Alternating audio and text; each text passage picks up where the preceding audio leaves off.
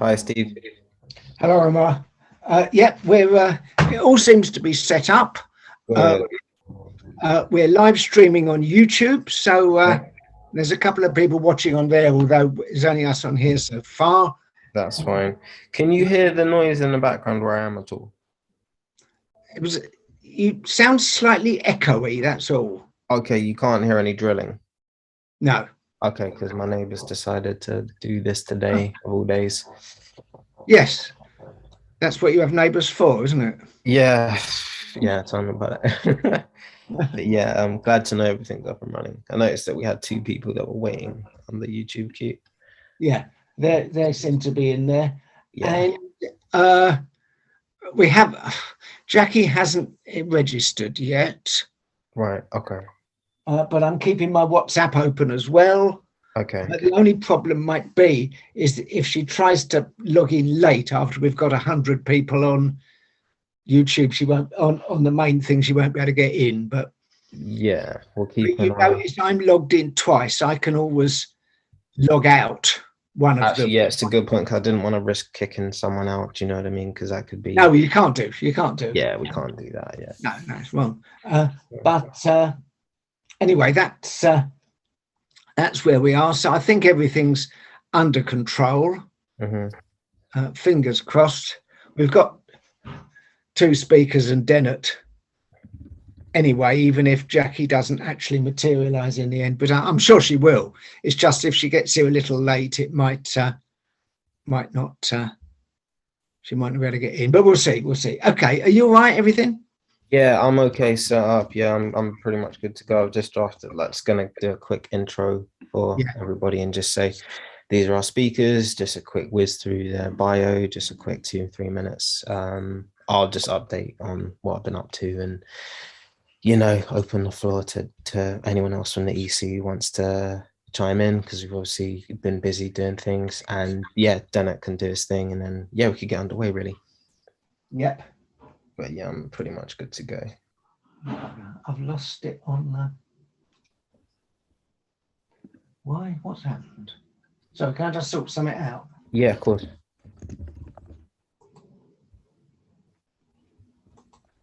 Right. Oh, Luke's here. And Nick. Okay. That's good. Sorry, what was I doing?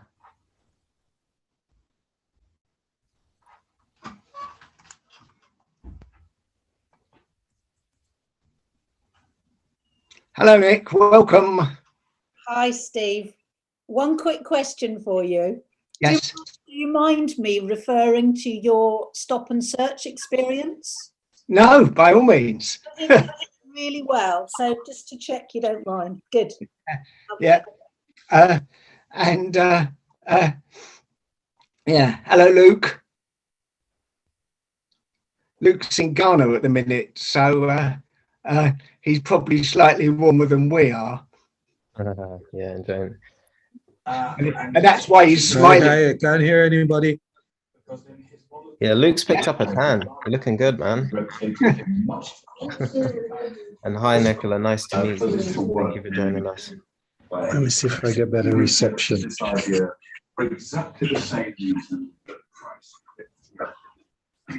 No, it's all right. It's in there. It's in the packet. I'm sorry. Everyone knows what.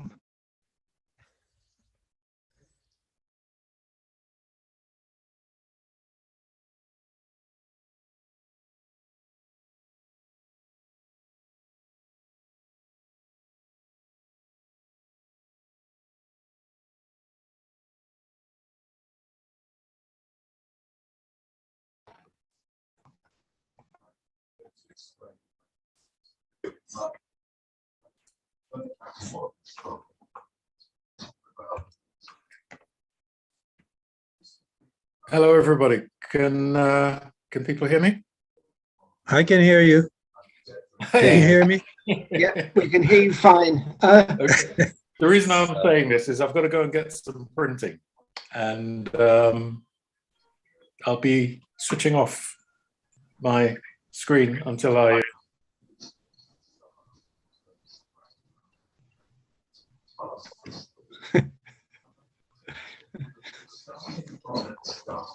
Continue reappeal. Right. Good. Oh, well, we've got at least one of our speakers so far. So far, I haven't noticed that Jackie has doesn't appear to have registered yet, but we shall on verra, as the French say. Oh, I know what I was going to do. I'm going to make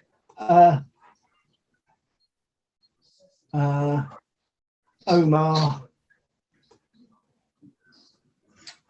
co-host. Yeah, that's fine. Yeah. We just want to keep an eye on the door this time round because you're gonna probably get some maybe get some naysayers.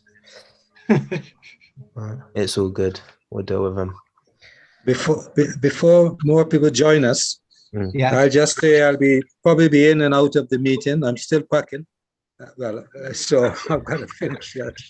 I'm traveling probably about 4 o'clock, little after 4, heading to the airport. So right. Well, it's great to see you guys, and that is happening. So, and Nicola, I don't know Nicola. Hello, Nicola. How are you? Good, good. Thanks for joining us. Yeah, nice to see you all. Good to be here. Good, good. All right. So, Steve, what are you doing about Jackie? Are you sending her a text? Maybe she's going on YouTube. I have had several WhatsApp messages, and Dennett has as well. I WhatsApped, had a WhatsApp exchange with her yesterday, and she was, to clear that she was, her and Nick and Nadine would be not treading on each other's toes, as it were. And she said it was all right and everything, but we'll see what happens. Yeah.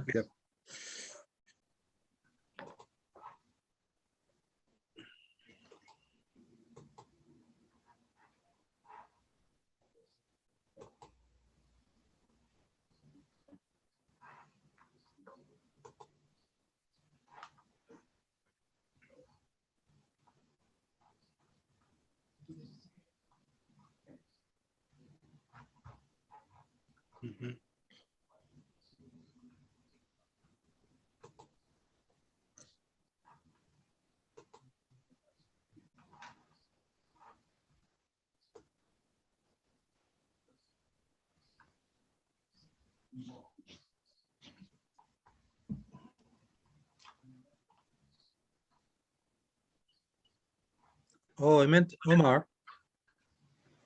I don't know if you had a chance to read the last email. You remember from Sarah? I just circulated that. Yes, about violence against women and girls and the nationality and borders. No, not that one. They were also doing something against the same bill. And I think they said they're doing some protests this week. So I said if we had the information, we could maybe advertise it. She apologized for not being able to come to this meeting. No, that's fine. That's okay. I'll have a quick look again. If we get the information about when they're doing the protests, maybe some members, we could advertise it, and some, if I'm back, I'd like to join any kind of activity. Yeah, that one was about Global Women Against Deportations webinar they had in December. No, well, this is a recent, she sent an email today. I saw it today, and I forwarded it to the executive. Okay. Because she was asking if there'll be a recording, which I know there will be, because she apologized she couldn't come to this meeting. Yes, yeah. That one was part of the same message. She's included the link to a webinar that they did, and basically just asking if there's a recording in the same message. But I got you on that one. Okay, but she didn't say when they're doing the protest this week, so that we could advertise it or join it. Never mind. Yeah, it's fine. We'll take it up. We'll send it out by email. That's fine. Yeah. We'll get on that. Right, who we got so far? Okay, thank you to everybody joining us so far, either here or on YouTube. Still got a few minutes to go.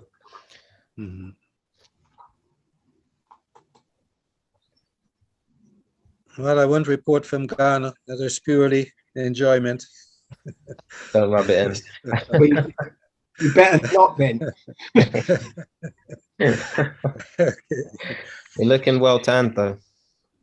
Yes, I'll be trying to catch as much sun as possible. I know it's going to be cold when I return. So yeah, it's been okay. It's not been like, it's got a little bit colder. We've had a few nights where it's been kind of I've been seeing some amazing temperatures. I'm thinking, what's going on? Yeah, 10 to 10 and 15 degrees and all kinds. Yeah, some Yeah, days it's anyway. been really mild for winter. That's probably global warming for you, you know? Anyway, you must have a report. Anybody reporting at the beginning before the speakers get going? Yeah, I'm gonna invite everybody to just drop in some bits. Dennett will be the most crucial one, and then we'll pass over to our esteemed guest speakers to kick things off. Yeah, that's good. Yeah, there's been a lot that's been happening this start of the year and the end of last year anyway.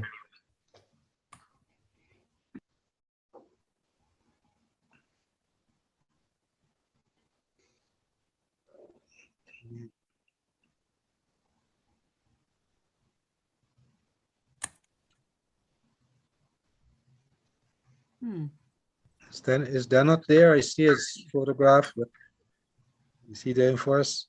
Yeah, he said he just had to pop off to do some printing. So, I think he just turned off the camera.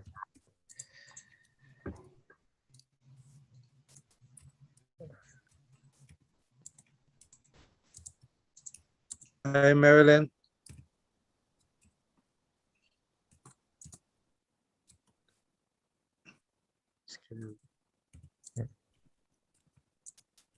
And hello to everybody joining us this afternoon. Yeah, There's Dennett, so pop back up.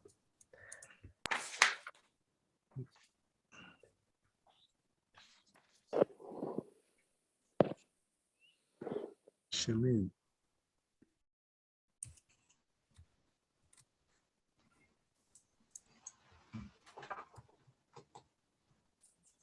Sorry, Omar, who's chairing again? Just myself, but I'm happy to split it with you if you'd like. No. What I wanted to say was, we've spent a lot of time getting these main speakers here, and my presentation shouldn't divert from that. So if I'm going on too much, do a signal. And I don't know if you'd want to get into too much questioning over Colston, because I'm going to make a suggestion at the executive. Yeah. To try and get one of the Colston 4 to turn up. Hello. Yeah. And there's your other speaker. I recognize that voice. Hey, Nadine. Hey, Nadine, how's it going? Oh, I don't see Nadine. Oh, no, I don't think it was Nadine, actually. No, it was me. Oh, hi. It was Carol. I got a message saying that my speaker wasn't working. So I did a few things and tried to do it myself and it wouldn't rectify. So I put a message in chat. And then mysteriously, it just come up and said, would you like to do a test? Yeah, so no, we've got it's now working. Yeah, 1 2 1 2. I'm here. You're working. Thank you. Jackie's with us as well. Good, fantastic. We just from sunny Grenada. Yeah. lucky woman. Okay. Someone has to do it. Yeah. Yes.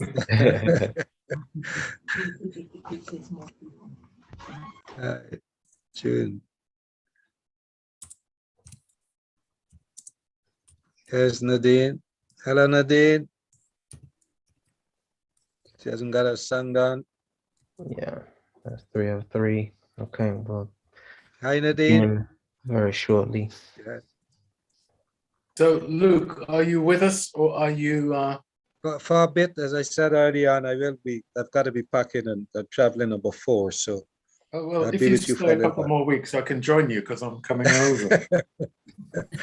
Okay. Okay, that. Yeah, we'll be Hi, Nadine. I'm conscious, Nadine, like she's not getting sun. thank you to everybody joining Nadine us. is not hearing us. Nadine, are you with us?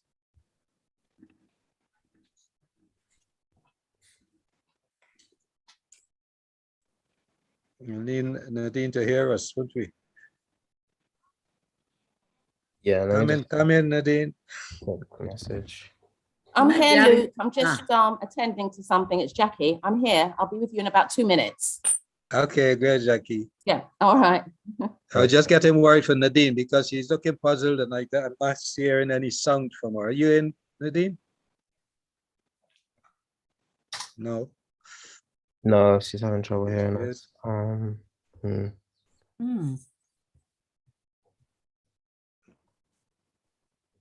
Eric.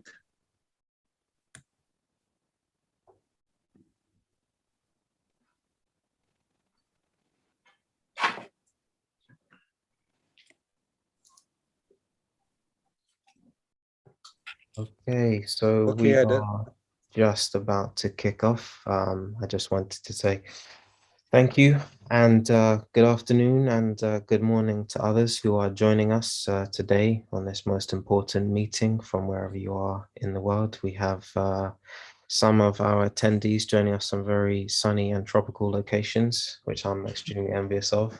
Thank you for joining us.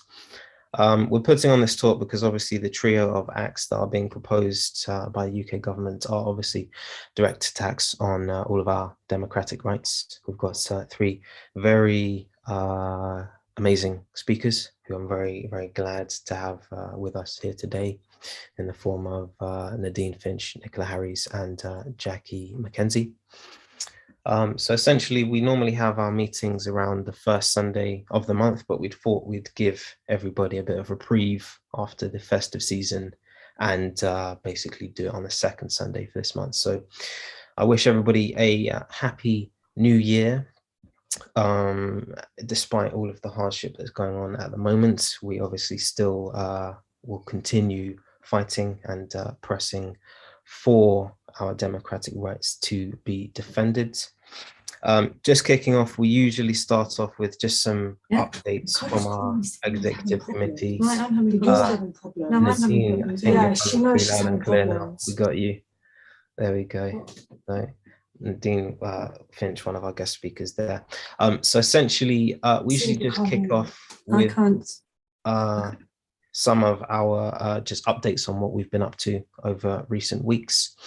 So essentially, just heard that as well. I can't hear anything. Over the past month, we have basically been attending quite a few political protests and been actioning for a lot of change and basically attending things like the March for Grenfell on the 14th of December, which marked 4.5 years since that fateful day, and the families of the Grenfell residents are still awaiting justice.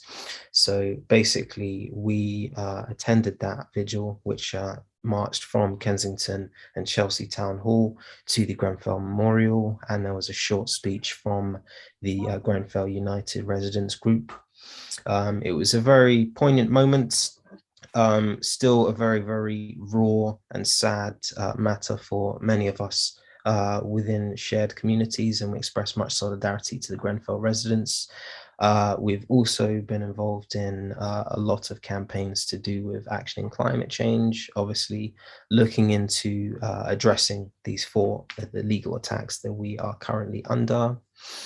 I'd like to hand over to Steve Cushion, who is one of our exec members, just to go through some house rules very quickly. Steve, if you'd like to proceed. Okay, yeah, we're all familiar with this now. If you can, please mute when you're not speaking. That makes sure there's no interference from anyone else. And I don't expect anyone to object to what we're saying, but as usual, any kind of Zoom bombing, interruptions, horrors will be removed fairly quickly, but that's never happened so far, so I think we're probably all right. And like to welcome everybody, and back to Omar. Thank you very much, Steve. So essentially, as you know, we're live streaming this event and we're recording. So if there are any questions that you would like to ask, we kindly ask that you use the raise your hand function, which I'm just about to demonstrate, just like so. If you have any questions, please do refer to that. Or if you'd like to type them out, please put them in the chat and we can either ask on your behalf or we can come to you to ask any questions that you may have. Please bear in mind that questions will be taken after our speakers have presented or spoken, should I say. So essentially, please don't be discouraged if you've got any questions in the interim. Do punch them into the chat, or essentially, as I say, do raise your hand and we can come to you during the Q&A segment of this talk. I'd just like to hand over to one of the Caribbean Labour Solidarity Exec Committee members, Dennett Nayak, who's basically present at the Colston trial, which was obviously a very, very important verdict. So Dennett, if you'd like to go ahead and please update us. Okay, you can hear me? Yeah, they're coming through. Okay. Hello, everyone. Happy New Year and welcome to another, what I hope will be a fantastic year for CLS. Before I begin, I'd really like to take this opportunity to mark the courage of Jake Skews, Milo Ponsford, Rhiann Graham, and Sage Willoughby, collectively known as the Colston Four. They were targeted by the state to symbolically convict the 3,000 plus citizens of Bristol who came to mark Black Lives Matter on the 7th of June. And fortunately, the state didn't win on this occasion. Last week, a week before, I heard that the Colston trial was on. I was unaware that it was on, and that the summation would be on the 4th, which was, I think, Tuesday of last week. And I said, by hook or by crook, we have to have a presence. CLS has to have a presence there. And so myself, my wife, and a few friends drove down to Bristol and attended the penultimate part of the trial. And we heard the full argument of the prosecutor and most of the arguments of the 4 defense lawyers. And they spelt out, if you like, the opportunities open to the jury. And I'd like to say the following. Now, on the 7th of June, 2020, the citizens of Bristol participating in the worldwide demonstration for Black Lives Matter following the racist murder of George Floyd by a Minneapolis policeman descended upon Colston Avenue in the center of the city. Once there, they toppled, as almost everyone will have seen, the hideous statue of Edward Colston that had been present there for more than 100 years. They rolled it towards the quayside where it was unceremoniously flung into the harbor. The action received worldwide attention and ignited a debate about the memorialization of what I call the fantasy history that Britain has about itself. The removal from everyday sight of this symbol of rape, kidnap, and slaughter continues to cause a reconsideration of how this country, Imperial Europe, and Imperial USA view their, what I would call their criminal enterprises. Now, some of the things I'm going to say are perhaps, or some of the things I've just said, may be seen as perhaps a bit too harsh. I don't think so. I think that is a very fair comment on how we have arrived at this point in time. Following the toppling of the statue, 4 of the demonstrators were put on trial. The Colston Four, I've given you their names. They were charged with criminal damage under the 1971 Criminal Damages Act. Following a lengthy trial, they were on the 5th of January acquitted of all charges. Now, a lot of people, if you switch on any of the sort of talk radio stations, a lot of people who illustrate their ignorance are saying things which I think is going to become the narrative, which is, blimey, we saw that they toppled the statue. We saw that the statue was damaged. We saw that the pavement was damaged. We saw them roll the statue, which damaged it further. They're guilty because they damaged the statue. It's criminal damage.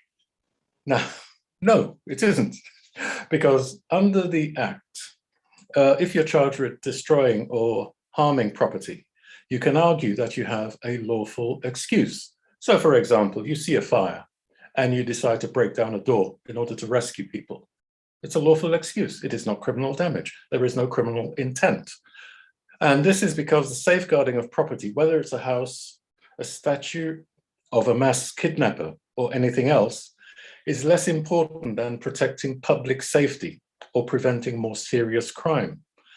So to demonstrate lawful excuse, defendants must show that they acted reasonably and honestly believe that what they were doing were for these reasons. Now, in other words, the Colston statute was damaged. The Colston 4 said, yeah, we damaged it. But the jury decided that the damage was not criminal. Therefore, it was not criminal damage. And that was the charge that they were facing. So you will face this sort of people sort of pushing this thing out at you where you challenge them. And this is white and black people will be saying this. I'm not going to spend any more time on the legal side of the issue, as it is hoped that CLS may, at some time, be able to get one of the Colston 4 or their supporters to address one of our monthly meetings. What I want us to consider for the future is, what does the action of these courageous 4 mean? There are myriad things that progressives can do to advance the victory of the Colston 4. However, I argue that in doing so, we must be robust in our approach rather than defensive.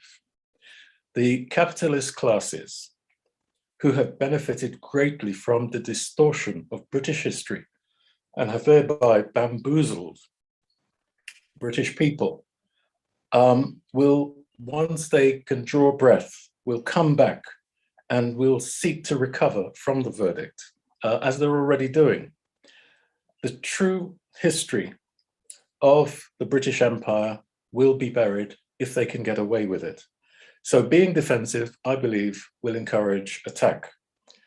As I stated above, I believe that this is one of the brightest lights to date that has been lit on the opportunity for uncovering Britain's history, thereby illuminating a small part of that history, which has been deliberately kept in darkness from its citizens, is a great thing to do. And the following are some of the issues, and I haven't got a monopoly on understanding all of the issues that the trial has opened. But I think some of the issues are as follows. The first one is protection and extension of parts of the judicial system that will allow for those without the means to access justice. A lot of people are now saying, oh, the jury got it wrong, so maybe we should change the law so that the juries have to either explain how they came to their decision or have no jury trial. Defeat any legislation that seeks to prevent expressions of public of the public, and I think obviously we're going to be discussing that later. Advance the curriculum to ensure that the true history of Britain is taught in all educational establishments and within all subjects, not just as something here, hey, we're going to talk about British history and we're going to say this is the role played by people of Indian descent and this is the role played by people of African descent and this is what we did. But in every subject, there is an opportunity to look at British history and say, how did we arrive at this particular point in, say, biology, chemistry, and so on. Continue the dismantling of racism and otherings. So these additional otherings are specifically designed, and this is a view I only came to only a few years ago, thanks to Luke setting me straight on a couple of things. I used to think that racism is sort of, it's there, it's in the air, it's like COVID, it's floating around and occasionally you'll catch it and become a very nasty person. I now understand that racism had to run alongside the kidnapping of Africans, their trafficking across the Atlantic, and their placing in work camps until they were worked to death.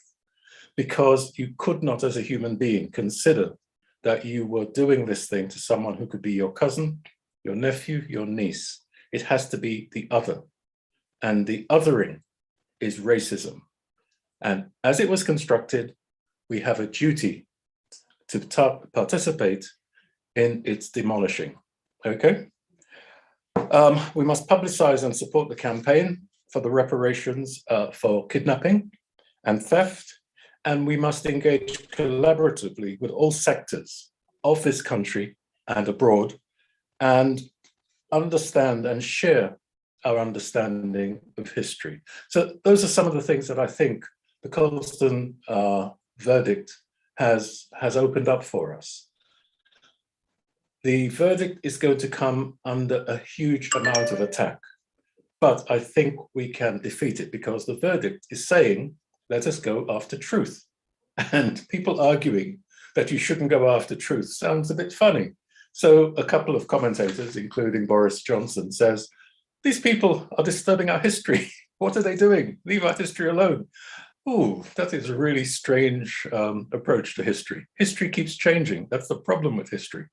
So thank you very much. If anyone wants to ask some very, very short questions, because I don't want to detract from our main speakers, what I will say is that the Colston Four are four white young people who are very determined in their views. I've spoken to them, not at length, but I've spoken to some at length. They are really great people and they will come under a sustained attack from this point. So thank you very much. Thank you very much for that report.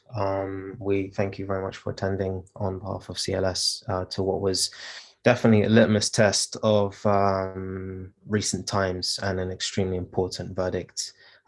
As you know, there are quite a few statute defenders who are present today who are not so happy with the verdict, but to be honest with you, the rule of law fell on the right side with the Colston Four, so I'm very happy to see that. We do have a question from Dr. Liz Okokan, I believe, probably for yourself, Dana. Dr. Liz, if you'd like to fire away. Just a point of information, greetings and Happy New Year, solidarity to everybody here in Caribbean Solidarity, Labour Solidarity. I've invited people from Pursuit of Happiness, which is a Huddersfield-based African Caribbean community online support group, and they've been fighting to get rid of the name of a road in Huddersfield called Kafa Road, which is a South African word for the N words. And again, like the Colston statue, local people have campaigned to get rid of that road name before, but that road is in a very gated, very posh part of Huddersfield. So they are going to pursue this campaign, and it shouldn't have taken George Floyd and such a public lynching for Colston to go down. As I've said, 40 years ago, I went to Bristol. Black Boy Road and all the other offensive roads were there. Brixton had a pub called something like that, Black Boy Road. So that was in the middle of the uprisings in the 70s. So thank you so much, Denat. Thank you for all the leadership from the Caribbean Labour Solidarity, from all of you, Luke and Omar and Jackie especially. It's very good to see Jackie on Trevor Phillips' TV show, but we can talk about Trevor Phillips another time because there are other issues there. But blessings to everybody and thank you. Thank you. Thank you very much, Liz. Dan, if you'd like to offer any further comment at all, please feel free to go ahead. No comment, just to reinforce that this verdict is so important. The powers that be will try to stifle it. They will try to outmaneuver it. We must be on our guard and we must be robust. We must not be defensive. We are saying that we want accuracy in history. Rightly so. Thank you very much. So on to our main event and where we will be handing over to the better judgment of our three very esteemed guest speakers, Nicola Harries, Jacqueline McKenzie, and Nadine Finch. So essentially, we're having this discussion because there's a lot of correlation between these three acts being direct attacks on our democratic rights. And basically, we wanted to have this discussion for, you know, not just the Caribbean community, but for the wider British community, because these proposed acts are obviously going to be very much limitations and attacks on our democratic rights, affecting things such as citizenship and the simple ability to protest, and then some. So essentially, I'd like to welcome our three guest speakers, one being Nicola Harries, who is a solicitor for Goodman Ray, admitted in 1979, who specializes in children's law and amongst other areas. Another of our guest speakers, Nadine Finch, is one of our CLS exec members, and we're very glad to have her here. Nadine is also a lawyer who specializes in children's rights and human trafficking, and is an honorary senior policy fellow at the University of Bristol. And of course, Jackie McKenzie, who I'm sure many people have heard of from dealing with cases that have affected the British Caribbean community, to do with and also preceding the Windrush scandal. Jackie McKenzie is a very experienced immigration lawyer and a partner of law firm Lee Day. So we're very, very grateful to have a trio of heavy hitters speaking for us today on these attacks on our democratic rights. And I'd like to hand over to our guest speakers to please present for us and offer comment on the topic at hand. So please, over to you, whomever would wish to speak first.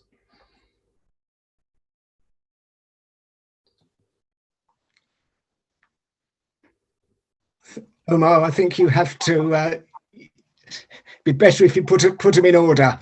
Yeah, sure. Absolutely. Nicola, if you'd like to please go ahead, actually, please feel free to present for us. And we're very grateful to have you here today. And Nadine, if you'd like to go second, and then Jackie, if you'd like to close off for us, that would be much appreciated. Thank you.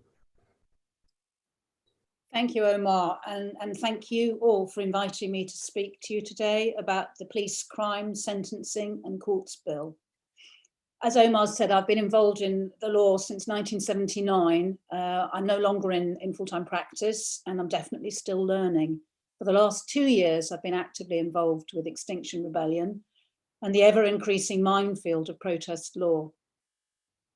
This bill first appeared before the Commons in March 2021. And as its name implies, it covers a very wide range of subjects, far too many to detail in this short talk today.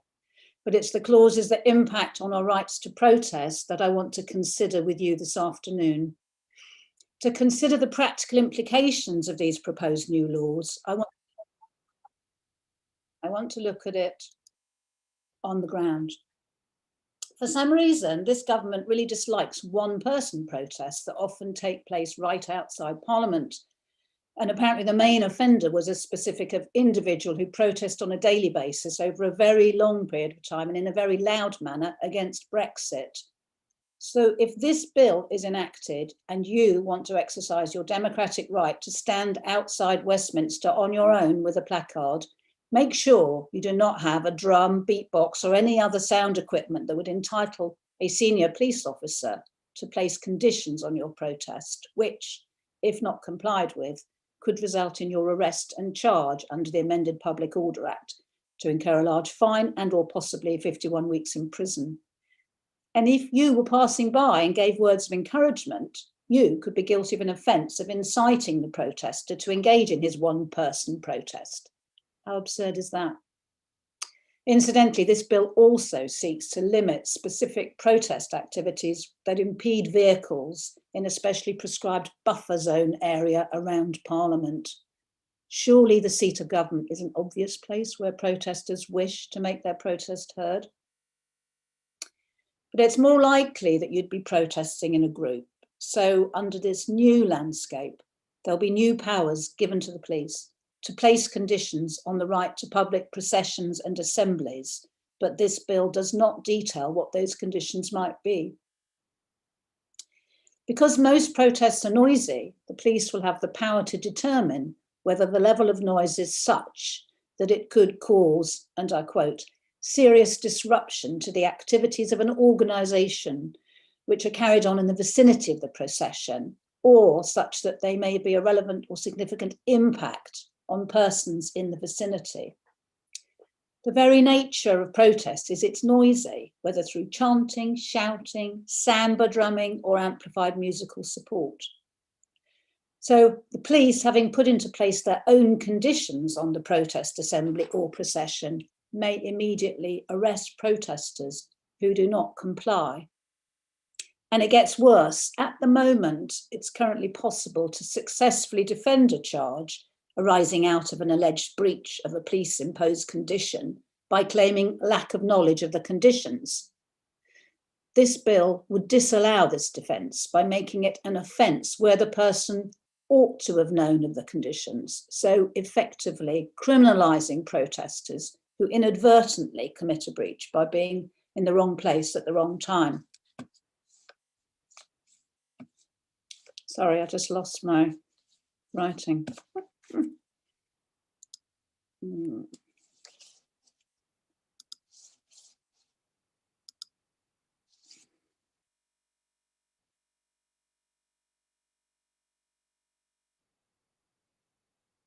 So, I'm sorry, everyone. Anyone who takes part in a noisy protest in Trafalgar Square, which continues down Whitehall, still shouting and chanting, may actually commit an offence of failing to comply with conditions which had just been imposed by the police and be guilty of that offence because they should have known, even though they clearly didn't. You might have a successful challenge in court, but your protest has effectively been curtailed on that day, and you have to undergo the whole arrest and court procedure. You could have been out in London for the day, seen a protest taking place, let's say, against the draconian Nationality and Borders Bill, which you will know as the anti-refugee bill, and have decided on the spur of the moment to lend your voice to the cause. You could quite possibly end up arrested and even with a criminal record, which could have devastating effects on your future. And for the average citizen, it's a risk not worth taking. And thus these provisions and others that I'm going to discuss later will have what is now termed a chilling effect. They act as a deterrent to the democratic right to peaceful, if noisy, protest. This is what this government wants, an end to these noisy, disruptive protests. It makes no secret of the fact these changes to the law are motivated by their dislike of the BLM and XR protests last year. And who cares what human rights are contravened? The police are to be given wide-ranging, as yet undefined powers to decide when to impose restrictions, but even now they find it difficult to understand how to exercise their current powers. It's unrealistic to assume that officers, often following police guidance and handbooks, will fare any better when their powers are increased as proposed by the bill. The Home Secretary clearly stated that the police want more powers to restrict protest. Yet an open letter signed by former police officers and chiefs was sent to the Home Secretary after the publication of the bill, saying that the proposed clauses represent a threat to democracy. And further inquiries by Liberty and Friends of the Earth, using the Freedom of Information provisions revealed in July 2021, that the Police Federation and Association of Police and Crime Commissioners had not been consulted on the protest measures of the bill. Lord Paddock, who was formerly Assistant Commissioner of the Metropolitan Police, has stated that he considers it will be very damaging for police public relations, which we all know are at an all-time low, if the police are seen to be an instrument of the government. The police's use of force during the vigil for Sarah Everard, the woman murdered by a serving police officer in March 2021, and during the Bristol protests to kill the bill, and some extremely unpleasant incidents of overzealous policing during Extinction Rebellion protests in London last summer, reinforce the very real concern that to give the police more powers will deter peaceful protesters from exercising their rights. Surely the duty of the police is to support and promote the right to peaceful protest, but recent events give the public no confidence that such rights will be upheld, rather the reverse. This bill will give the police powers they don't need. They have quite sufficient already under the existing Public Order Act. Another serious concern is that the proposed clause that gives the Home Secretary the power to make regulations defining what would amount to serious disruption to the activities of an organisation or serious disruption to the life of the community. So the Home Secretary would have an expansive power to declare the kind of protests and causes it deems inconvenient or unacceptable and provide the police with a licence to limit them.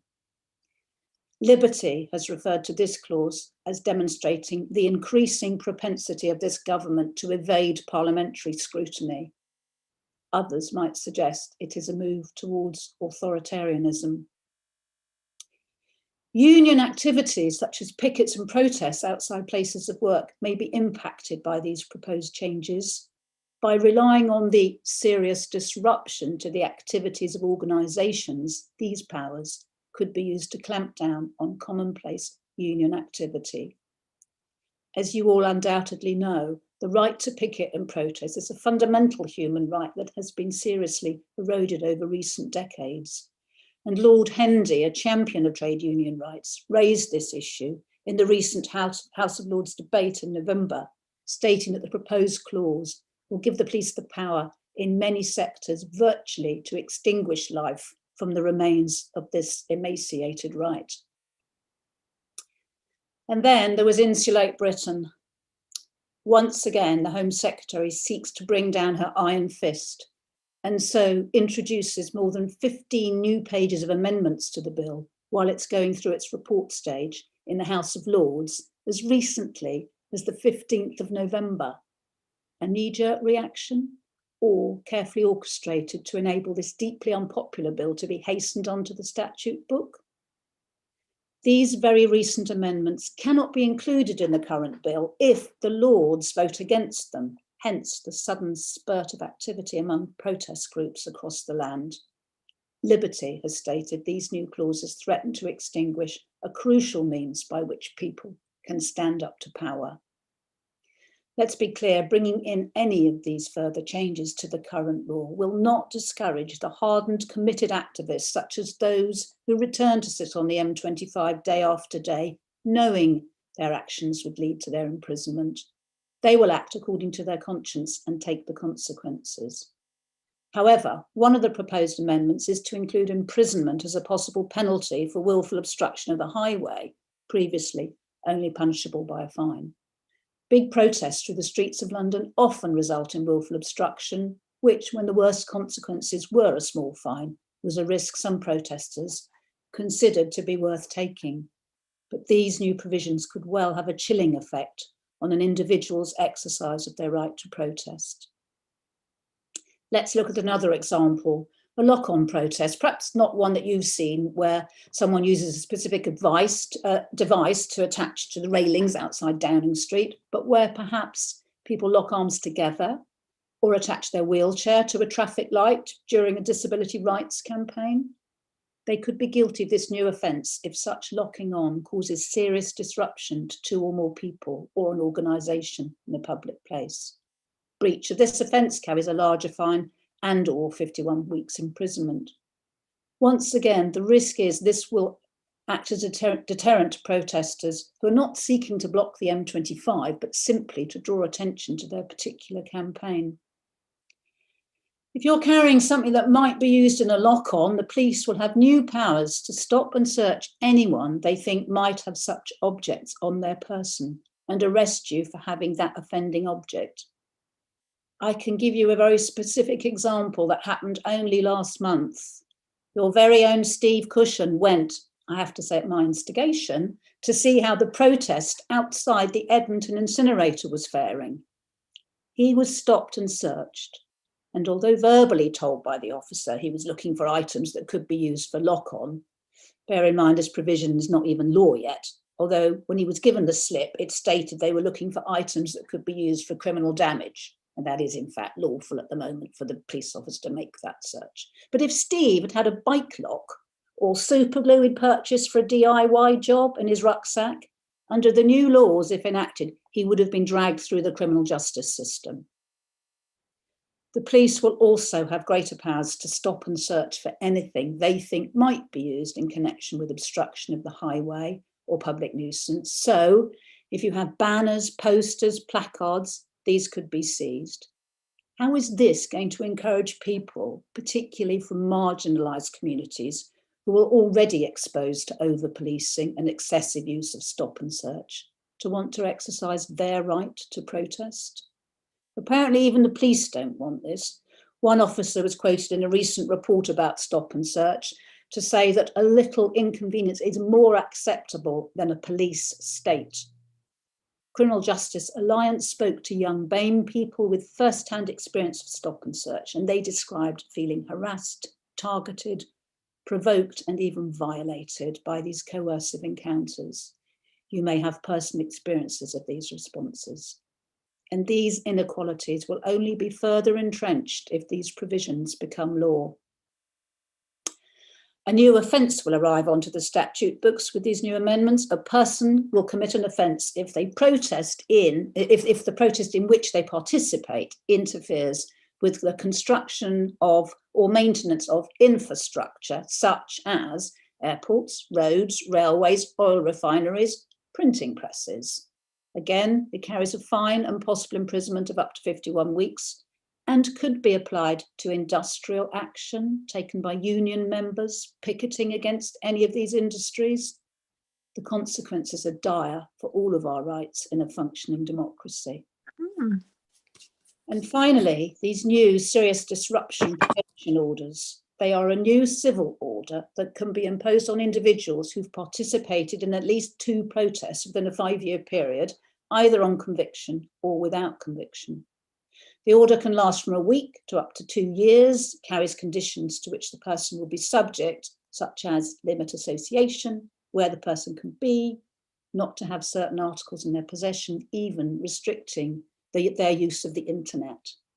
The order, although civil, carries criminal penalties if breached, once again heavy fine or imprisonment for up to a year.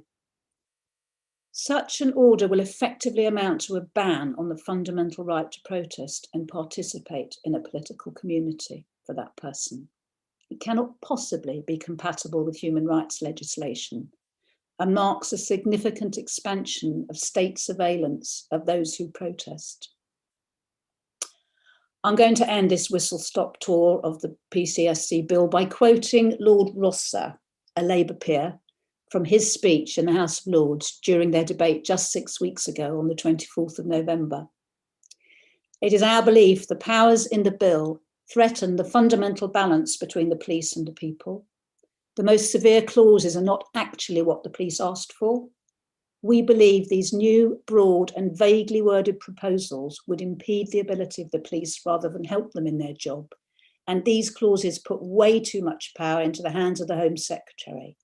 The powers threaten our fundamental right to peaceful protest. This bill has its final reading in the House of Lords on the 17th of January, and let us hope that that was not a lone voice of opposition. Thank you. Nicola, thank you very much for presenting the realities of the police bill passing. What we'll do is we will hold off on any questions for the time being until all of our speakers have presented. But thank you very, very much for breaking that down. It's a very, very scary piece of legislation, and we all need to get behind doing what we can to applying pressure to stopping it from passing. And I'm hoping that it doesn't get to that stage. I'd like to move on to our next speaker after that fantastic presentation by Nicola, to our very own Nadine Finch, who is one of our EC members. So I'm very, very glad to have Nadine here with us today presenting, and basically, yeah, very thankful for that fact. So Nadine, over to you. Thanks, Elmer, and thanks to CLS for inviting me, and welcome to the many campaigners and lawyers I've seen in the chat and in the participants. Elmer talked about me being a children's rights lawyer, but actually I was also a public law lawyer, and many of the things which Nicola has just gone through has a real resonance to me, and I'm just mentioning 2 or 3 of them. I used to give pro bono advice to Stop the War Coalition, and we had to negotiate with the police about many of the huge marches that they organised, and it was very noticeable that police usually cooperated, because as far as they were concerned, getting self-regulation of marches and getting good stewards who knew the people was a really good thing. And if you notice on Stop the War March, there were very few police officers. I think a lot of the police officers that we negotiated with would be really appalled by the new draconian measures being introduced, because they tend to lead to violence. They tend to lead to people thinking they have no other option but to take up violent means. People who are old enough to have been involved in the miners' strike know exactly what happened when the police moved into the villages in Yorkshire and went way beyond the law, or new bylaws were brought in. It engendered violence. I'm actually from Northern Ireland, my parents from Northern Ireland, and I know exactly what happened when draconian measures were put for 3 decades in Northern Ireland. It's not the way to encourage people to accept democratic means of protest. It's exactly the opposite. And I'm very concerned as a lawyer, and some of you will know I also was an immigration judge for a number of years.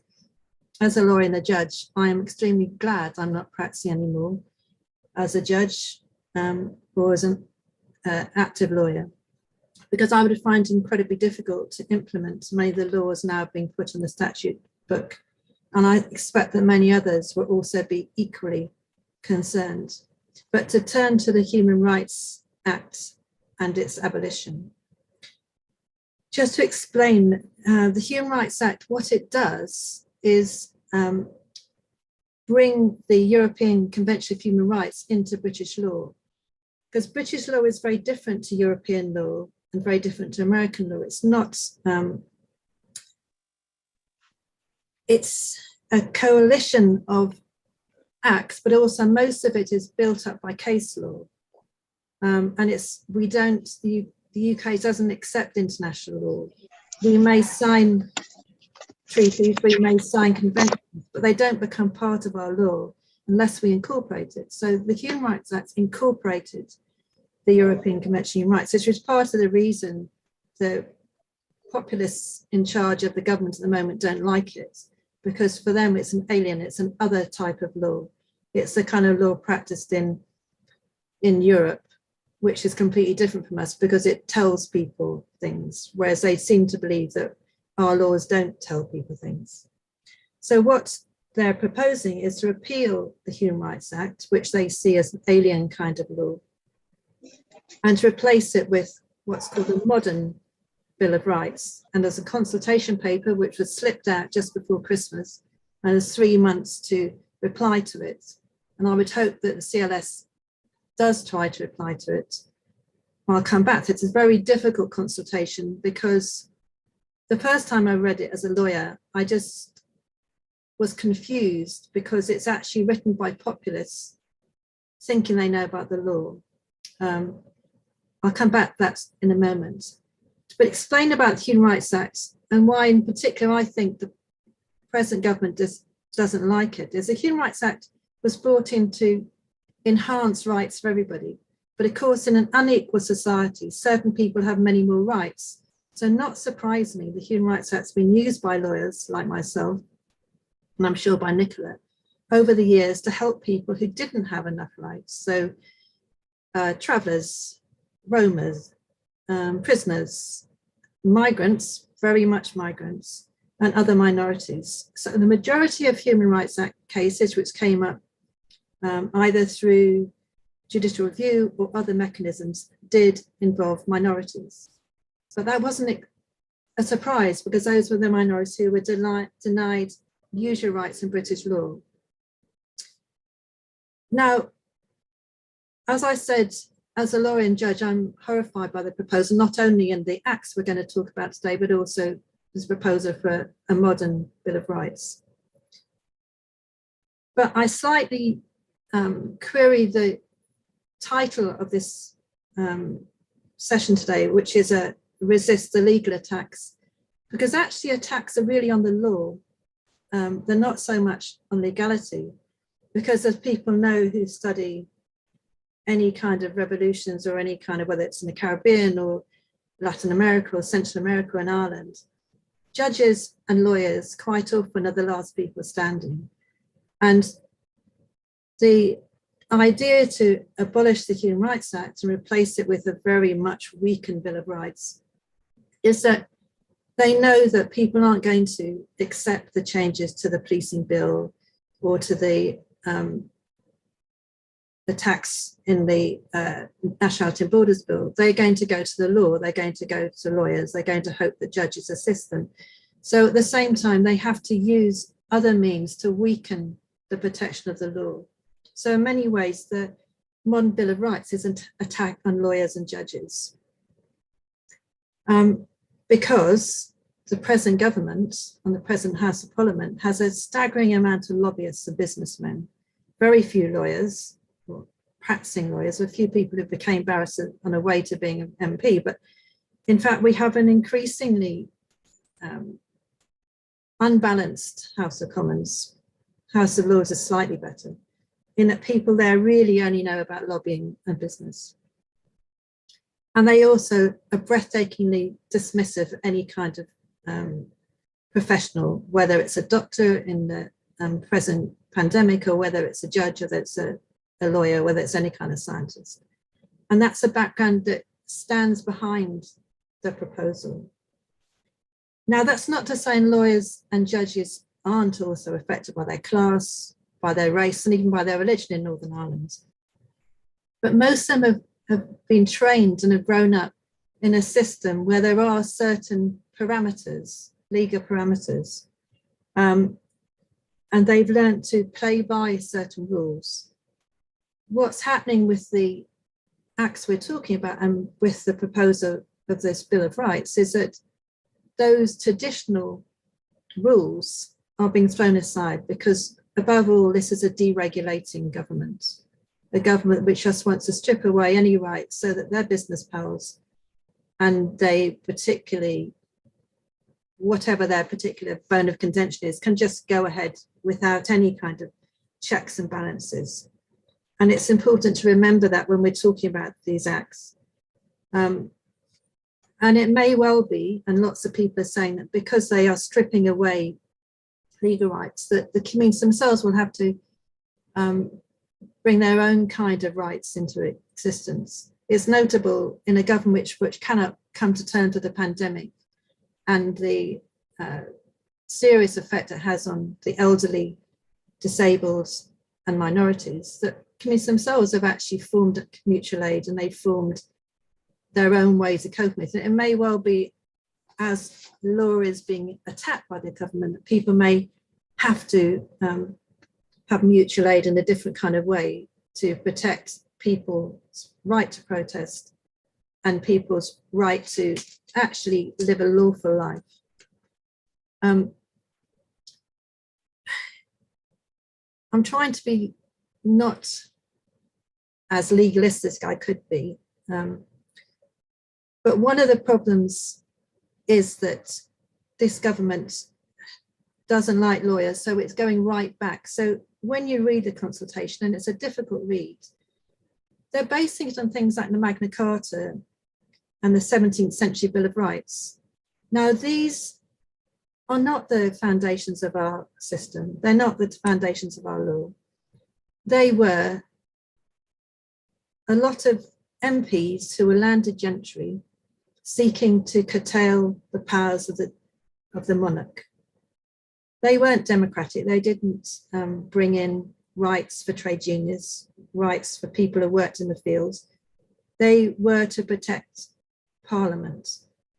And in some way, they've come a full circle, because the Bill of Rights is, again, this so-called modern Bill of Rights is actually the old Bill of Rights protecting Parliament, because a huge amount of the content of the consultation is all about how Parliament has the right to rule without any kind of check from people, from lawyers, from judges. And it's important to put it in that context. And you will see the way recently, I just give 2 examples of how they attacked lawyers that had the temerity to stand up to them. One is a well-known case brought by a Guyanese woman about Brexit. It was whether or not the government had the right to go ahead on Brexit without bringing it to the full Parliament. Now, those three High Court judges who decided that no, they had to go through the whole proper process were pilloried in the press like the Daily Mail and called enemies of the people. Now, I actually talked to one of those judges, who's not by any means a left-wing judge, but he was truly horrified and also frightened by that, because that Daily Mail and other papers were all over. He was scared for himself, for his children, and also having spent his life in the law, he was truly worried for the future. But even as an immigration judge, I appeared, unfortunately, in the sun a couple of times when I had allowed an appeal from the migrants who they wanted to deport, even though they had committed a crime as a young person and had spent many years since then. And those kind of attacks by the press are very important because they do have a chilling effect on lawyers and judges. They make people think, should I really say this? Should I really go that far? And that worries me also about these proposals. Now, to come back to what the contents were in the Human Rights Act, the contents of the Human Rights Act were not economic and social rights. Sometimes you think when you hear the government, they didn't give anybody a social or economic right. They gave people some limited civil and political rights. And some judges and some lawyers use those in a good way, in a imaginative way, to bring more rights for people. But it was always a struggle. And as I say, an awful lot of the cases coming forward were about migrants, because our immigration law, way before the Nationality and Borders Bill, has always been very discriminatory, and increasingly so through the last 30, 40 years. But so it means that in the Human Rights Act, people use the right to family life, a very basic right. And that right to family life is going to be severely curtailed in the new so-called Bill of Rights. In fact, it's instructive to look at the rights that are being highlighted in this new Bill of Rights, which are nothing to do with individuals and democracy, but all to do with assisting this government. One of the notable things is that one of the highlights of it is the right to free expression. But this is not free expression to go and protest. It's not the free expression for Jeremy Corbyn to talk about defending Palestinian rights. It's not the free expression of Julian Assange to assist in knowing what happened in Iraq. It's about Daily Mail journalists being able to say what the hell they like, not because of freedom of the press, but because it assists the people in power. I'm sure lots of you will agree with me, we don't really have a free press now. There's a lot of talk in the Bill of Rights about protecting our wonderful free press, protecting the right of expression. The expression that's being protected is merely people with money and power to say what they like about other people when it is of their use, for instance, in Brexit or around COVID. So that's one of the things which is being highlighted quite disingenuously. There is nothing about the freedom to protest. There's nothing about the freedom to protect minorities. There's nothing about the freedom of people such as the Roma to leave their life as a culture is necessary to do. And of course, there's nothing about race, probably nowhere in the Bill of Rights, because it's purely going back to the 19th century when it was a colonial state. And there may have been a few Black people here, but they were just happened to be here because of colonization. So it's very much an old-fashioned Bill of Rights for people in power. It's also interesting that they do mention the Representation of the People Act in the introduction. But the one they actually mention is the 1918 one, which of course didn't give the vote to women under 30 and didn't give the vote to all people. It men of property and women of property. So it's quite interesting they picked on that representation. Now, Nicola covered very well the right to protest. And then Dermot talked very well about the recent trial down in Bristol. And I would just add a bit to what Dermot said. If you're a lawyer, there's a huge amount of discussion about jury trials and the right to jury trial. And I don't know any lawyers who seriously doubt that juries are a good thing.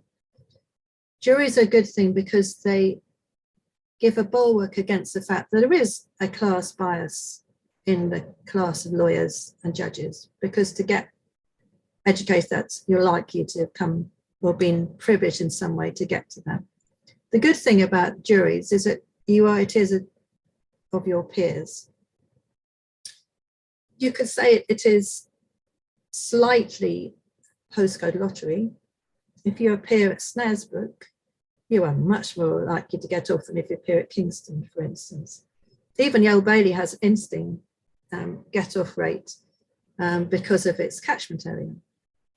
I actually once attended a trial and I was a pupil barrister, and the man's defence was, I did make bombs, but I only made bombs to be used in Ireland, not in England.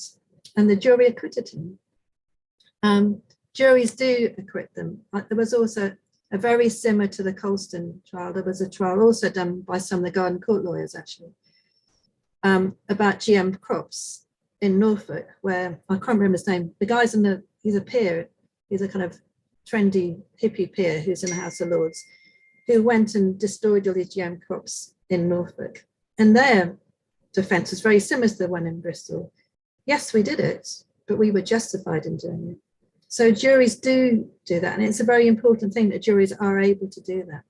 And the interesting thing, which the press and all the many non-lawyer MPs commenting, is that the only appeal against decision in a jury trial is if the judge so blatantly misdirected the jury that they came to the wrong decision. You cannot touch the decision by the jury.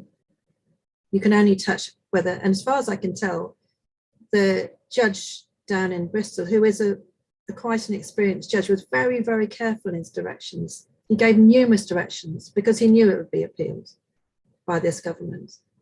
And so the jury trial is really important.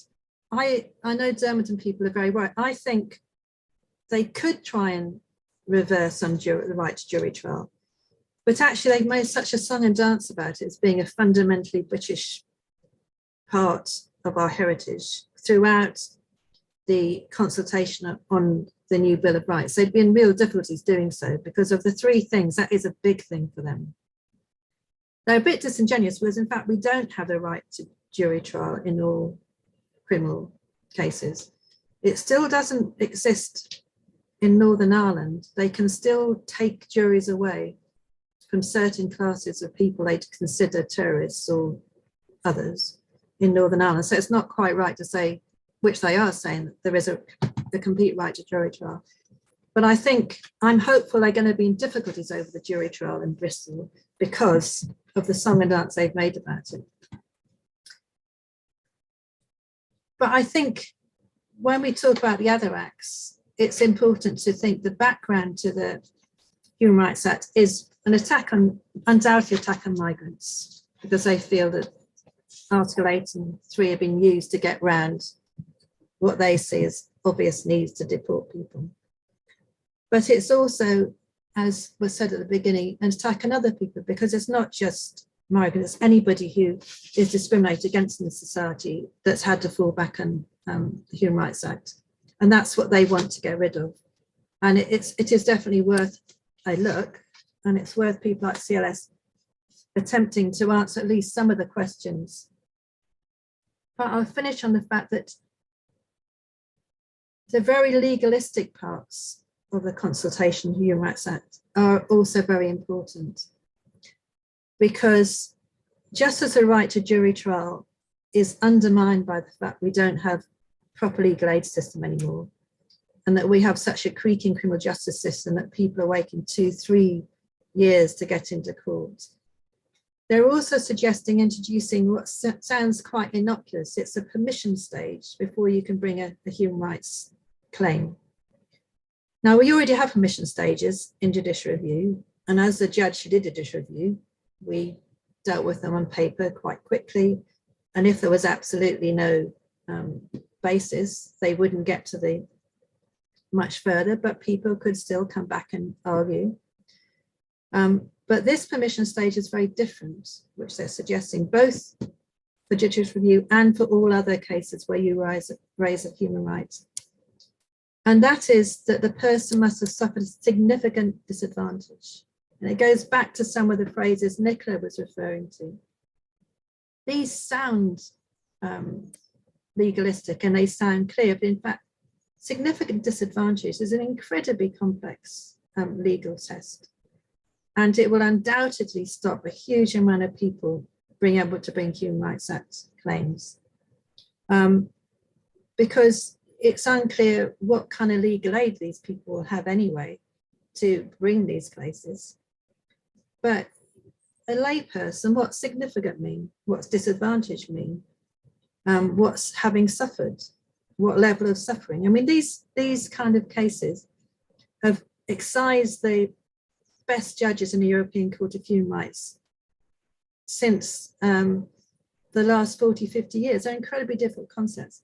They've been put in there on purpose to make access to human rights incredibly difficult. There's also a fallback position, which is also, you could show that something had overriding public importance. But this is a phrase already used in law when I've struggled with both as a lawyer and a judge. Yet again, what's overriding? What's public importance? They're concepts which are going to make it incredibly difficult for ordinary people. And by ordinary people, I was just thinking very quickly of things which did affect the Afro-Caribbean community, particularly in judicial review. Many people from minority groups, whether they are migrants or settled community, bring human rights cases about children being placed in immigration detention because the government thinks they're adults when they're children. They're about adult migrants who may suffer from schizophrenia, who've been stuck in an immigration detention centre for years.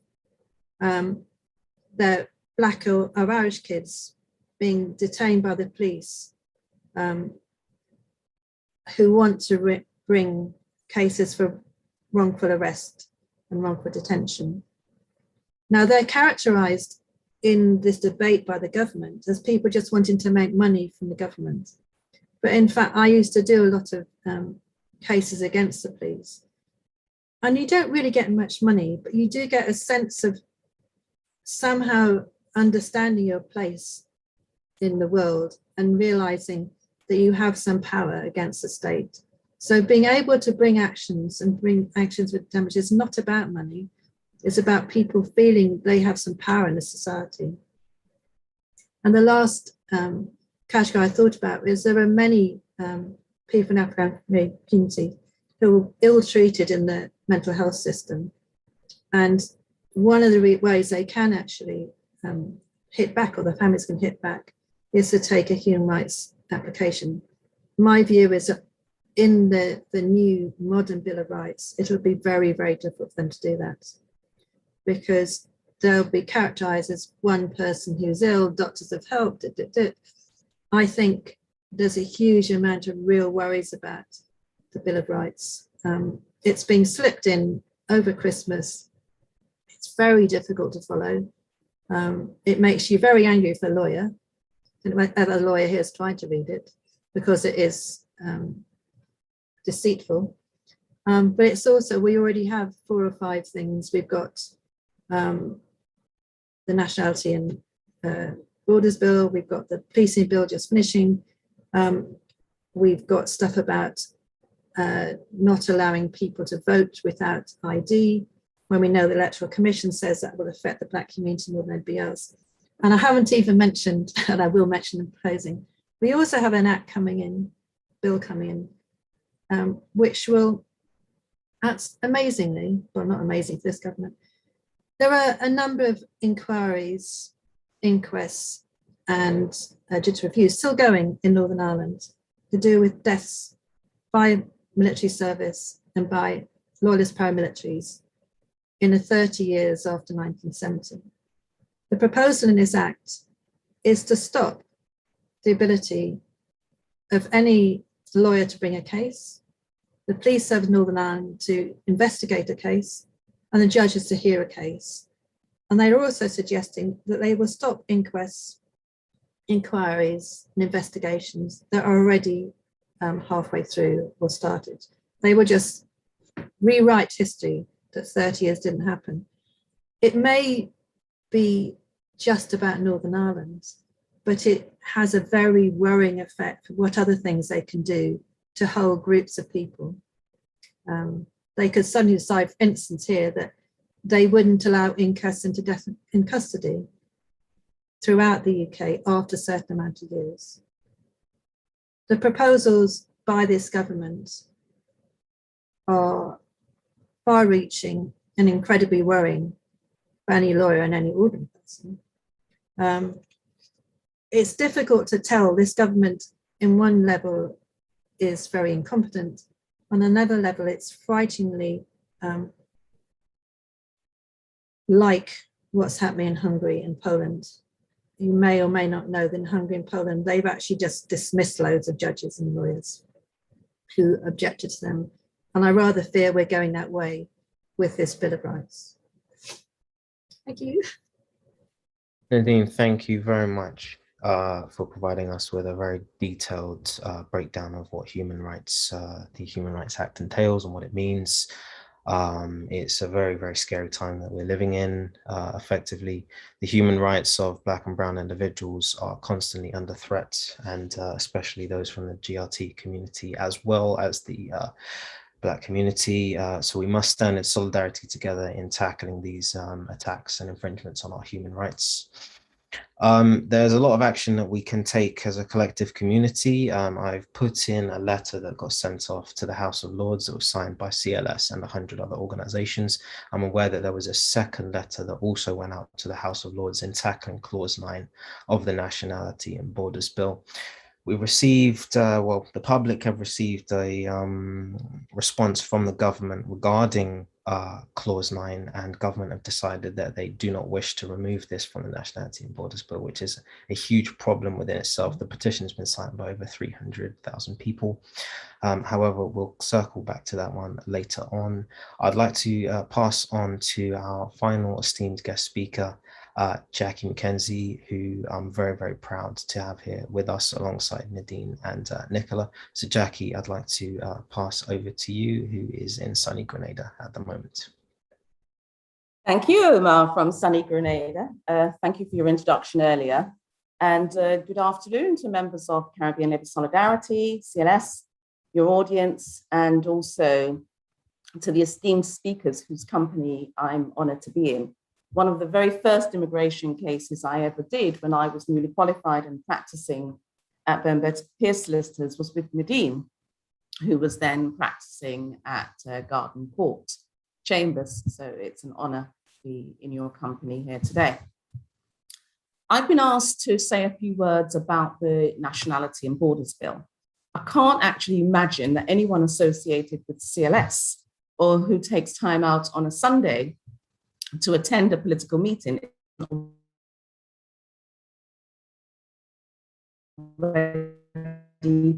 heavily invested in the issues and concerns regarding the bill, but it's important, and I'm extremely grateful to CLS for doing so.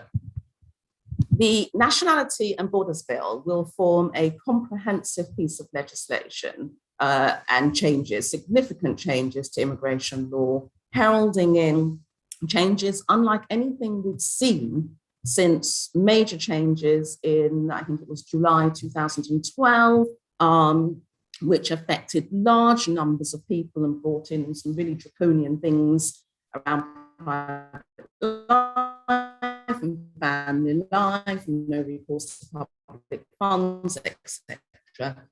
And of course, the changes we saw with the impact of the EU withdrawal on 4 million EU citizens.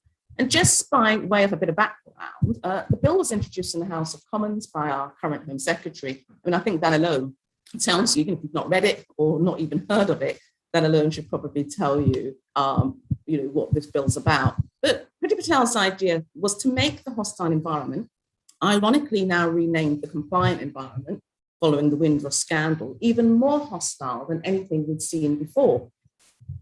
So in July this year, or last year rather, the bill was introduced, and then our major concerns were about the impact the bill was going to have on people seeking asylum and people who had been trafficked. The government said at the time it was to tackle illegal migration and people smugglers. But experts who looked at the bill very closely found no evidence in it that it could actually achieve any of those things. I'm just looking for some statistics that I've got in front of me. Well, can't find them, never mind. And so this reminds us that the hostile environment heralded in by both Labour and Conservative governments were both posited on the basis of stemming illegal migration or illegal immigration. But the biggest group of people known to have been affected by it appears to have been people who in the UK as lawful citizens, i.e. those of the Windrush generation. So we've heard all of this stuff before about stemming illegal migration and having policies to do so, and the wrong groups of people being caught up in it. And we didn't trust them then, and we shouldn't be trusting governments now. Refugee Action described the bill as effectively closing the door on desperate people who arrive in the UK to seek safety. Their findings is that under the bill, only those arriving through extraordinarily restricted official routes will be allowed to claim protection. And we already know that those routes do not exist. We saw earlier on this year the closure of the Syrian program. How far you got, Nathan? And we also saw a rejection of the Dubs Amendment.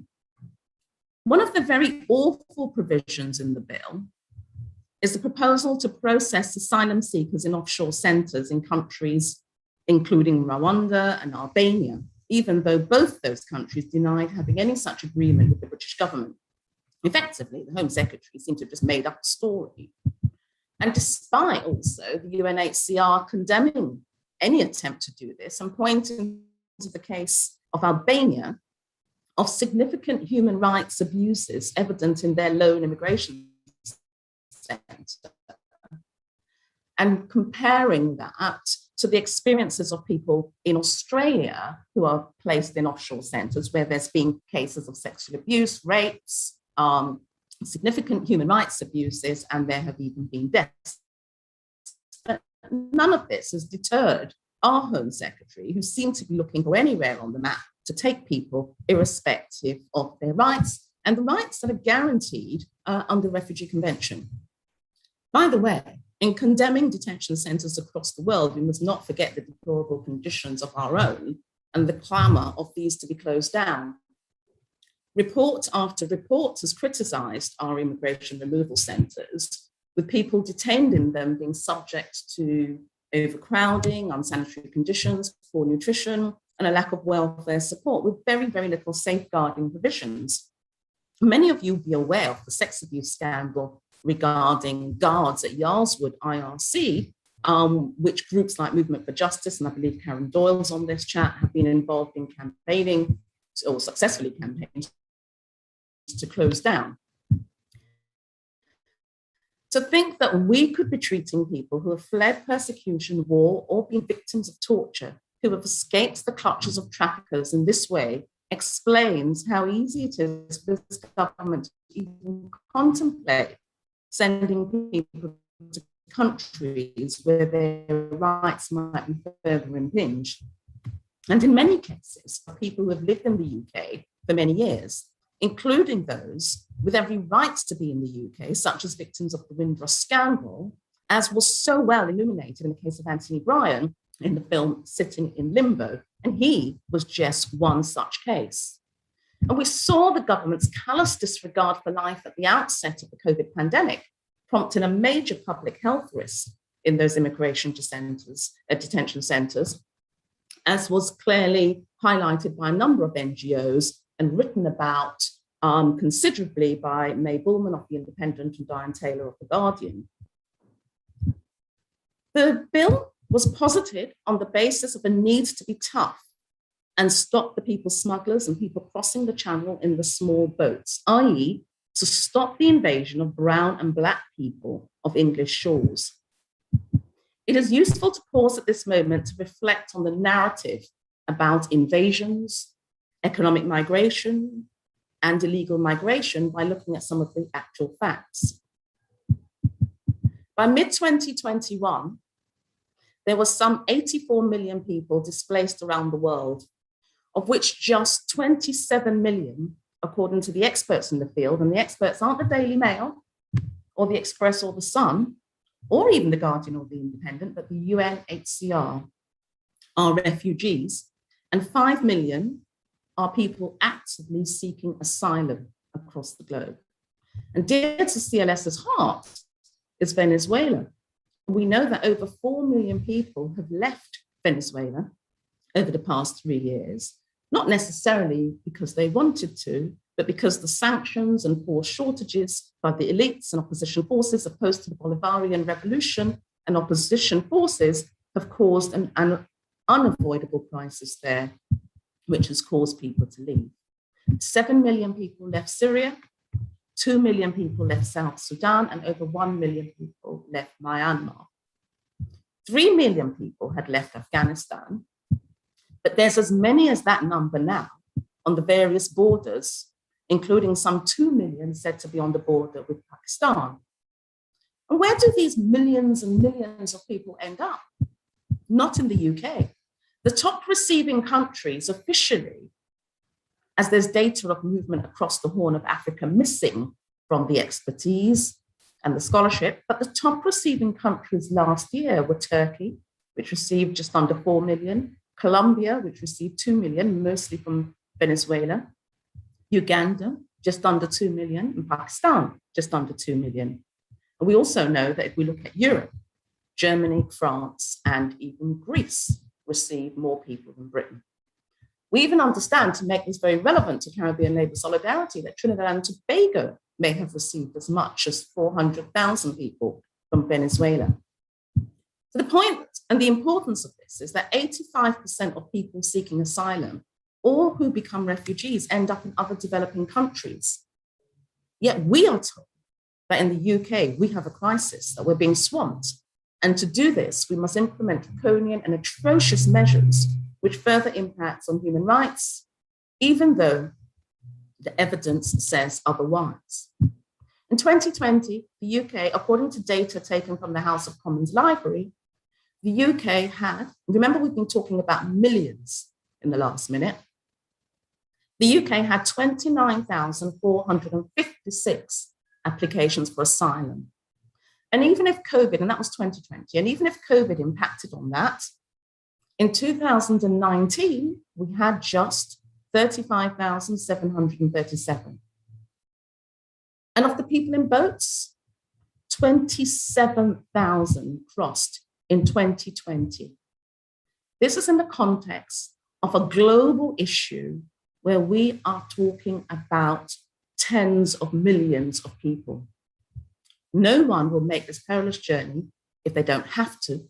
And to make the journey is not illegal under the Refugee Convention, and nor does the convention require you to seek asylum in the first safe country you arrive at, as we are frequently told by those experts, the Daily Mail. So we have no crisis in the UK requiring this bill. But many of our society are convinced we have one because of the optics of the boats and the way the media plays this. The bill is predicated on the basis that the majority of people crossing the channel are not genuine. Yet according to the Migration Observatory at Oxford University, 98% of people who arrive by boat claim asylum. And taking appeals into account, over 70% succeed and become refugees or are offered some other form of humanitarian protection. Moreover, we have already seen that people are fleeing countries where there are real problems, whether these fit neatly with the definitions and categories laid out in the refugee conventions. And in most cases, it is the interference of this country and other Western countries that cause the problems that people flee in the first place. Our government is very, very keen to talk of the pull factors, such as benefits, housing, etc., but very quick to forget the push factors of which we play a major role, that of destabilizing countries. And the myth about housing, we've seen the deplorable conditions that even the people airlifted from Afghanistan are currently housed in. I'm always asked by the media why people don't stay in France if they're not just after our benefits. France pays £20 a week more in asylum benefits than the UK does. And in fact, people do stay there because they receive twice as many people seeking asylum as we do, with Germany 3 times as many. However, the media and this government concentrates our minds more than it ought to and more than we should be putting up with. And it is time that we ask questions and we protest. And the bills that you've been hearing about previously by previous speakers about reducing our rights to protest is because this government knows that it is selling us a sop, and gradually people are beginning to realize this and are not tolerating it any further. Instead of all of this nonsense and this bill, this government should be looking at the provision of safe routes for resettlement and reunion. The fact that the Afghanistan Citizens Resettlement Scheme, which only opened a couple of days ago, several months late, with an announcement that there's a pledge, or our pledge rather, to take 20,000 people, will actually include the people who are already here, shows that we're not at all serious about safe routes or family reunion. Because if there was ever a need for us to show that, Afghanistan would be the instance in which we do this with the rise of the Taliban. The fact that the government has ignored the calls from organizations like the Refugee Council to have a humanitarian visa, to enable people to apply for visas to come to the UK to avoid those crossings, is further evidence that this government is not serious about addressing legitimacy where asylum seekers are concerned, but is about rabble-rousing to its base. Before I get to clause 9, with which I'll finish with, it should be noted that the border, the bill, does contain some positive things in it. And it is such a shame that the changes to nationality law to even out some of the inherent discrimination is in this bill, rather than the separate Nationality Act or a Windrush Act, some seek, given that some of the problems that were experienced by nationality discrimination were experienced by the Windrush generation and caused a lot of them to suffer in the way that they did. A lot of the work done by organisations such as the Project for Registration of Children's British Citizens benefit from the bill, and there are some advantageous changes for British Overseas Territories, though there are still problems for the descendants of Chagoans and the rights of stateless children, which we discussed with the Home Office in a consultation exercise in the middle of last year. There doesn't appear to have been any amendment there. But those are some positive things which are buried under the overwhelming horror that this bill presents us with. So there's much concern regarding the treatment of people seeking asylum, but some nodding of approval read some of the positives until November 2021, when the Home Secretary managed to blindside us all with the amendment clause 9, which effectively gives the government the power to strip citizenship without notice. The government says that this is aimed at terrorists and war criminals and would only ever be used in exceptional circumstances. This covers large numbers of us who have de facto, so that you don't need to hold a passport or citizenship papers, entitlement to some other nationality, which is most Black and brown people in the UK, but significant numbers of white people too. I think the New Statesman quoted that 6 million people could be affected, with Indians and Pakistanis being at the top of the group of people to be affected.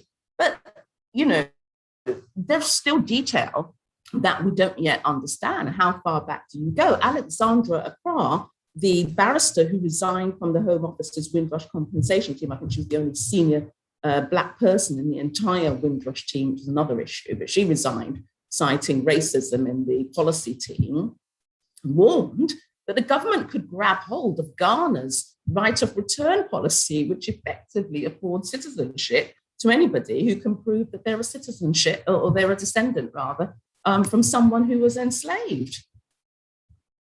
So we don't fully know how far this will go, and we don't trust this government. The Universal Declaration of Human Rights provides us with the right to a nationality, but the British government says that if you have another citizenship, the government has a right to deprive you of the British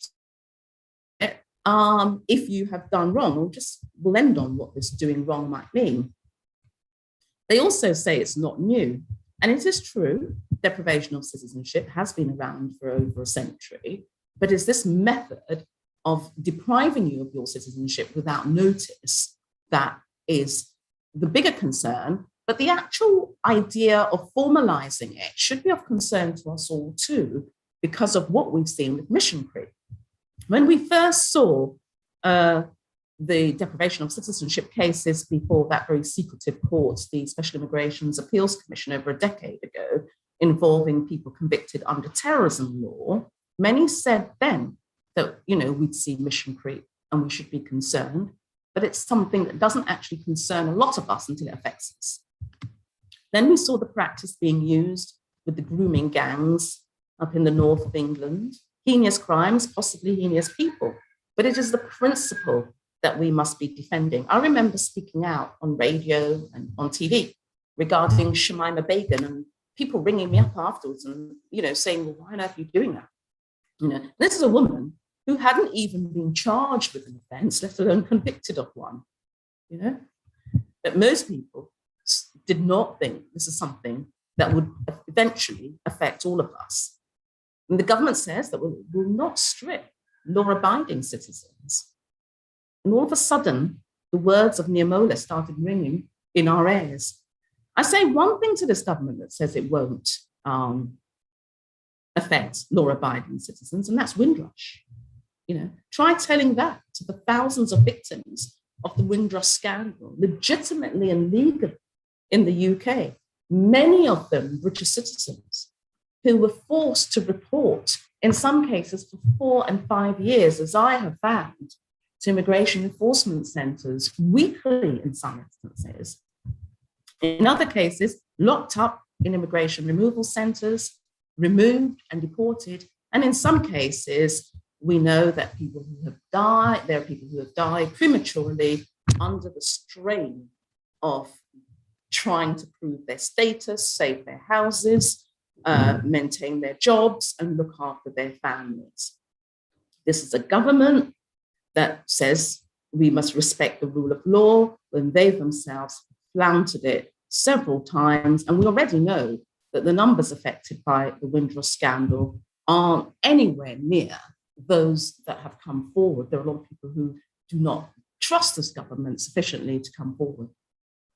So the bill has had 3 readings in the House and was passed overwhelmingly, as it was, with this government having such a huge majority. And it was read in the House of Lords last week, and you all would have probably heard the eloquent speeches from many people, including Lord Dubs and even Baroness Warsi. But it will go back for scrutiny to the committee stage on, I think it's the 27th of January. And so it's really important, therefore, that we keep up our protests. This bill, not only does it affect the rights of refugees and asylum seekers and people who are trafficked, people who are all legitimately entitled to be in the UK, to come to the UK, who have protections in international conventions and treaties, but it now affects nearly all of us present in this conference here today. Thank you. Jackie, thank you very much for presenting on that. We really appreciate it. And essentially, you presented a very, very excellent case on the realities of the Nationality and Borders Bill. Effectively, as Jackie said, the Nationality and Borders Bill doesn't just affect, Black and brown people. It affects anybody who's got a parent who basically has citizenship of another nation.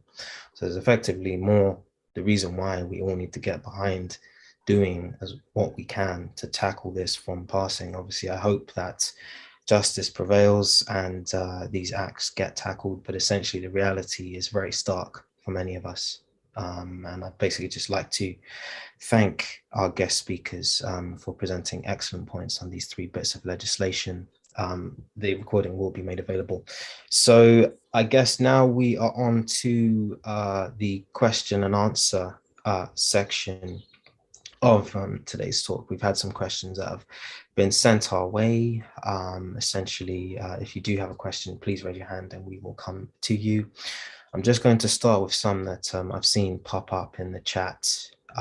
So I'd just like to refer to a question that was from Carol Vincent to Nicole. And the question was, can you mention the part which would effectively criminalize and socially and ethnically cleanse from our country the Gypsy, Roma, and traveller community who have lived here for more than 500 years? Legitimate stopping points and sites are being eradicated, and those stopping will be given fines, have their homes taken from them, and nomadic peoples and even imprisoned. Nicola, if you'd like to come in and address that question, please. Yeah, sure. I mean, I'm no expert on this particular aspect of the PCSC bill, but I do know what you're referring to, and that is what is in effect. Yes, I know.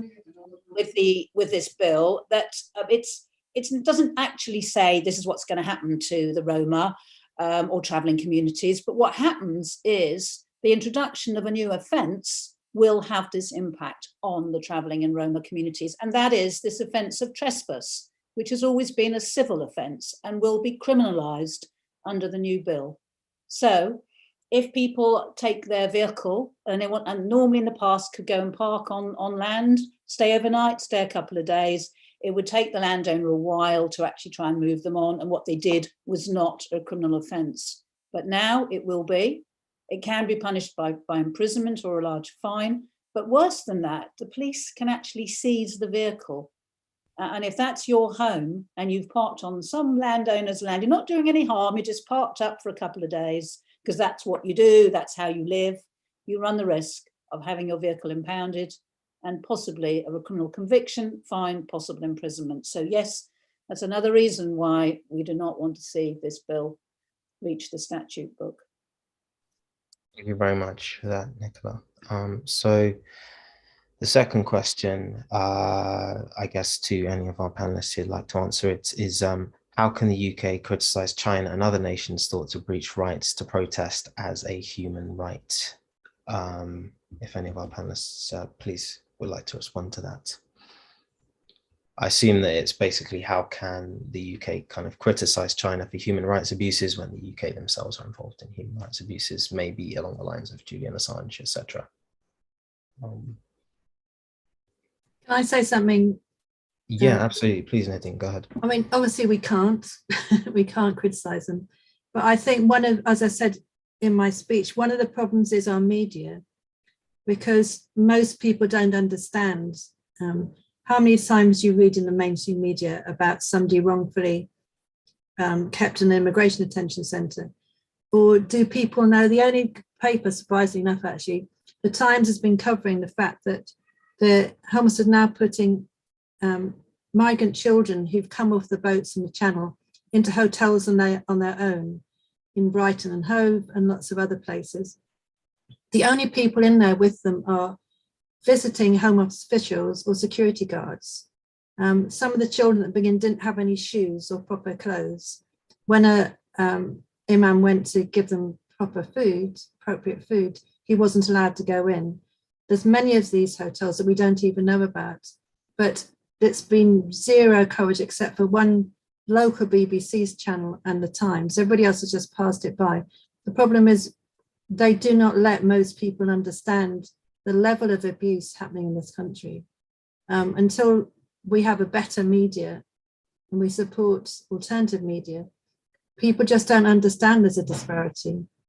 And they're just told that China is terrible. I mean, China does execute a lot of people, but and the Uyghur are not treated well, but then we treat people really badly. And we executed people in COVID times by sending old people back in to die in homes. I think we just need to be much clearer to most people what is happening. Thank you very much, Nadine. Greatly appreciate that. So I'm just going to go to some of our attendees who've got their hands raised. I noticed that Luke Khan had his hand up. Luke, if you'd like to unmute and please ask your question. It's not a question in as much as a comment. Just looking at these 4 pages on here, it's quite clear that most people are affected in that they were probably born abroad and they're of the age group I'm looking at, got children.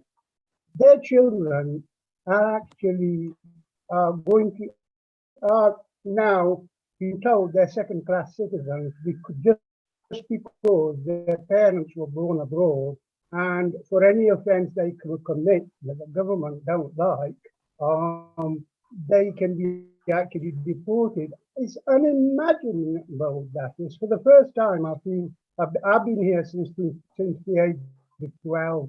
I'm 66 now. For the first time, I feel that I'm a second-class citizen. So is my child, who was actually born, who is 30 now, born here, because I was born abroad, been here for over 50 years. It's actually horrendous. I don't think that we can accept, which is the Labour Party, whatever mealy-mouthed opposition they're offering, they should be saying, we will repeal this act if we ever win the government. Anything shorter than that, they're actually selling us out. They should be made, the Labour Party should be made today, tomorrow, to say they will repeal it. Anything less, they shouldn't actually expect our support. I just can't imagine ever to have been in this position. Can I just say something to that? Yeah, please do. Absolutely 100% correct. We should be calling on Labour to make a definitive statement about this. I think they've been very mute. We already know, with the 2007 Borders Act, that they were very mute on that. And we see quite a lot of discrimination that Lux just defined. So I regularly have deport cases, where the co-defendant happens to be white English, and he comes out, does his time and comes out and goes back to his family. And, my client who has some other citizenship or claims some other citizenship then suffers a worsening punishment by being banished. And I actually have a case which I want to use to illustrate this without taking up too much time, of 3 brothers who were all convicted of the same offence. And 2 of the brothers were British citizens because they were born just shortly after. So 2 were born 1 year and 2 years after the parents got married. And 1 was born a year before the parents got married. They were 3 years apart. And so where I'm going with this. And in fact, their offence was in response to a racist attack at a nightclub. Their black guys all went in with their white girlfriends, and a fight ensued. They were in a part of town where you apparently don't turn up with your white girlfriends there. And an attack, but they were convicted. And so the 2 who had British citizenship, because the Borders Bill hasn't really taken effect yet, were fine, and they've just gotten on with their lives. And my client, who had a house in the UK, was a water engineer, had a partner. We're dealing with a revocation, actually, so, was actually deported to Grenada. And he hadn't been to Grenada since the age, he left Grenada when he was 1 year old. And so this is a sort of nonsense that, or serious discrimination system that I don't even think people are aware of. And that's the case where all 3 happen to be black young men related to each other. but it's even, you know, worse, where you just see the white co-defendant just breathe out and go back to his life, and the black co-defendant sitting in prison sometimes for another year, and then an immigration detention centre for another year, with all the stress of that hanging over them, and then eventually a judge saying, well, no, sorry, off you go. Because, you know, we will fight people. I can see a lot of people on here who are involved in this sort of work, like Lee and Zita and Karen and Nadine and so on. Some of my team are on here, Francis and Jerome, Marlene, and you will know how difficult these days it is to win these cases. And it's going to get worse. So you're right. And we already know from the Lammy Review, and even without the Lammy Review, how racism plays a part in whether you're charged, how you're sentenced, etc. So we already see discrimination in the criminal justice system, which means people are more likely to be criminalized if they're non-white. Anyway, it's very, very difficult for a number of us. And I just feel, you know, there is quite a lot of work being done. There's the demonstrations, you know, there are petitions, you know, we're all writing to the media and speaking to the media, but there is something missing. There's that big civil rights thrust, that movement is missing. You know, we're not being taken seriously, and there isn't at the moment a party that's seriously addressing these issues. And we are now in exceedingly dangerous times and must do something. Yeah, that's very true. I think current Labour leadership are kind of dressing themselves up as red Tories to some effect, and it's a problem. We need more leadership from the Labour Party, especially considering these particular attacks against our communities. Thank you for that, Jackie. So we had a hand raised from Aisha Chowdhury. If you'd like to please unmute and ask your question, please go ahead. First of all, I'm so happy to be here. And I'm actually here because of trade union movement. It was actually a Goldsmith UCU branch secretary who gave me this, a lovely white lady. And actually, they've been doing pension strike. And what they did is quite innovative. And from her, I found, for example, Deepak protester. So if you're talking about, you know, wheelchairs, you know, occupying the parliament, I mean, what an impressive protest. Through there, for example, she's going to introduce us to RMT trade union Black sister leader Mel Mullings, and we're so excited. And what we're doing, and I forgot the last speaker where they said we need a movement, and the movement we need is not just the criminal justice system. So you know the difference between a white and a black defendant outcome. It's education system. It's still tiered. You know, the outcome is always going to be determined by a lot of the cases, education, housing. We've seen it last week. We were joined by, again, how do we get to that media? Well, I don't know, but I saw them through traditional media, BBC. But how did BBC London and ITV get to them? It was through Instagram, and he's a fantastic, the most impressive speaker I've seen, despite working in higher education, where obviously you have the intellect, is someone called Kwejo Toemba.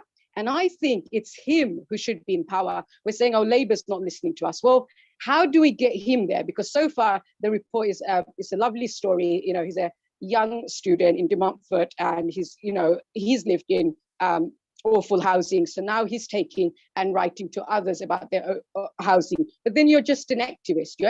You're a wonderful person. You do this. But where are you? Because then we asked him, I tried to make the link between power, because it all comes down to power.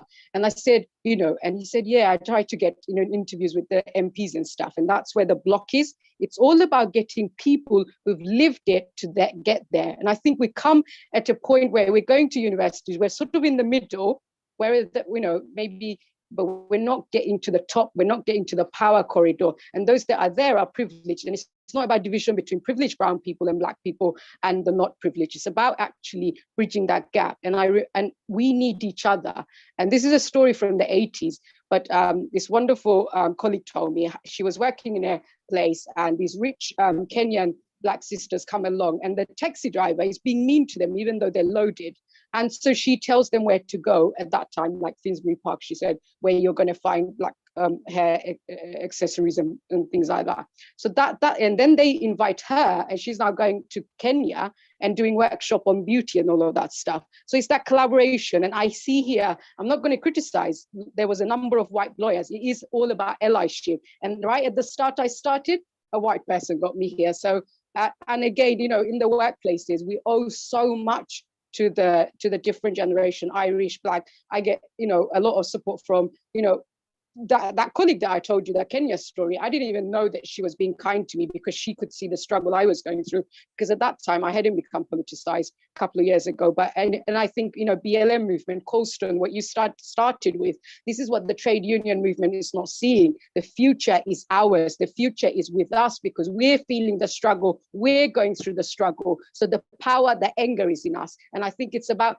changing. You know, each time I come up with, you know, look, I'm suffering from racism. What do? They shut me down. Oh, you're being angry. You've written us an angry email. You know, somehow I have to fit into the culture. And I think we need to rewrite the culture. And actually, I don't wish to upset you, but things like solidarity, growing up in a council estate in the 90s, I've never heard of solidarity at university. I've never heard of solidarity. So I think there's that gap between trade union movement and the ordinary people. And trade union movement is needed because that is an effective tool that achieves things. It's got a track record, but right now it's not working for us because we're not getting to the top, and playing by the rules just doesn't work, because then you blend into the background. We need to take control of it, and we need to do it from a position of power, aggression, and power. Thank you very much, Aisha. Very, very true words there. I'll just like to move on to our next hand, and then I'll move on to some questions that came up in the chat. Karen Doyle, if you'd like to please unmute and ask your question, please. Hi. Okay, yeah, so let me just lower my hand. My name's Karen from Movement for Justice by Any Means Necessary. And you know, thank you for all of the speakers today. It's been really good. I wanted to just say everything. I'm really glad you've had this meeting that brings all of these attacks together, and other people have mentioned the higher education bill and the attacks on judicial review. Everything about what this government is doing, while we may not be in a situation of fascism yet, is a roadmap towards fascism. Everything about all of the laws that they're passing, taking away the right to protest, voter suppression, concentration camps, they're literally setting up the mechanisms and infrastructure for concentration camps. I wanted to say that because I don't think we can underplay the severity of what we're facing. And I also wanted to say something about the Borders and Nationality bill, because I think if we throw everything at trying to stop these bills, we miss the fact that what we need to do is ultimately make these bills unworkable. These bills are going to pass. They may get some amendments. They may get some positive amendments. They may get some negative amendments. Unless we bring down this government, the bills are very likely going to pass. And then we're going to be left in a situation, what do we do?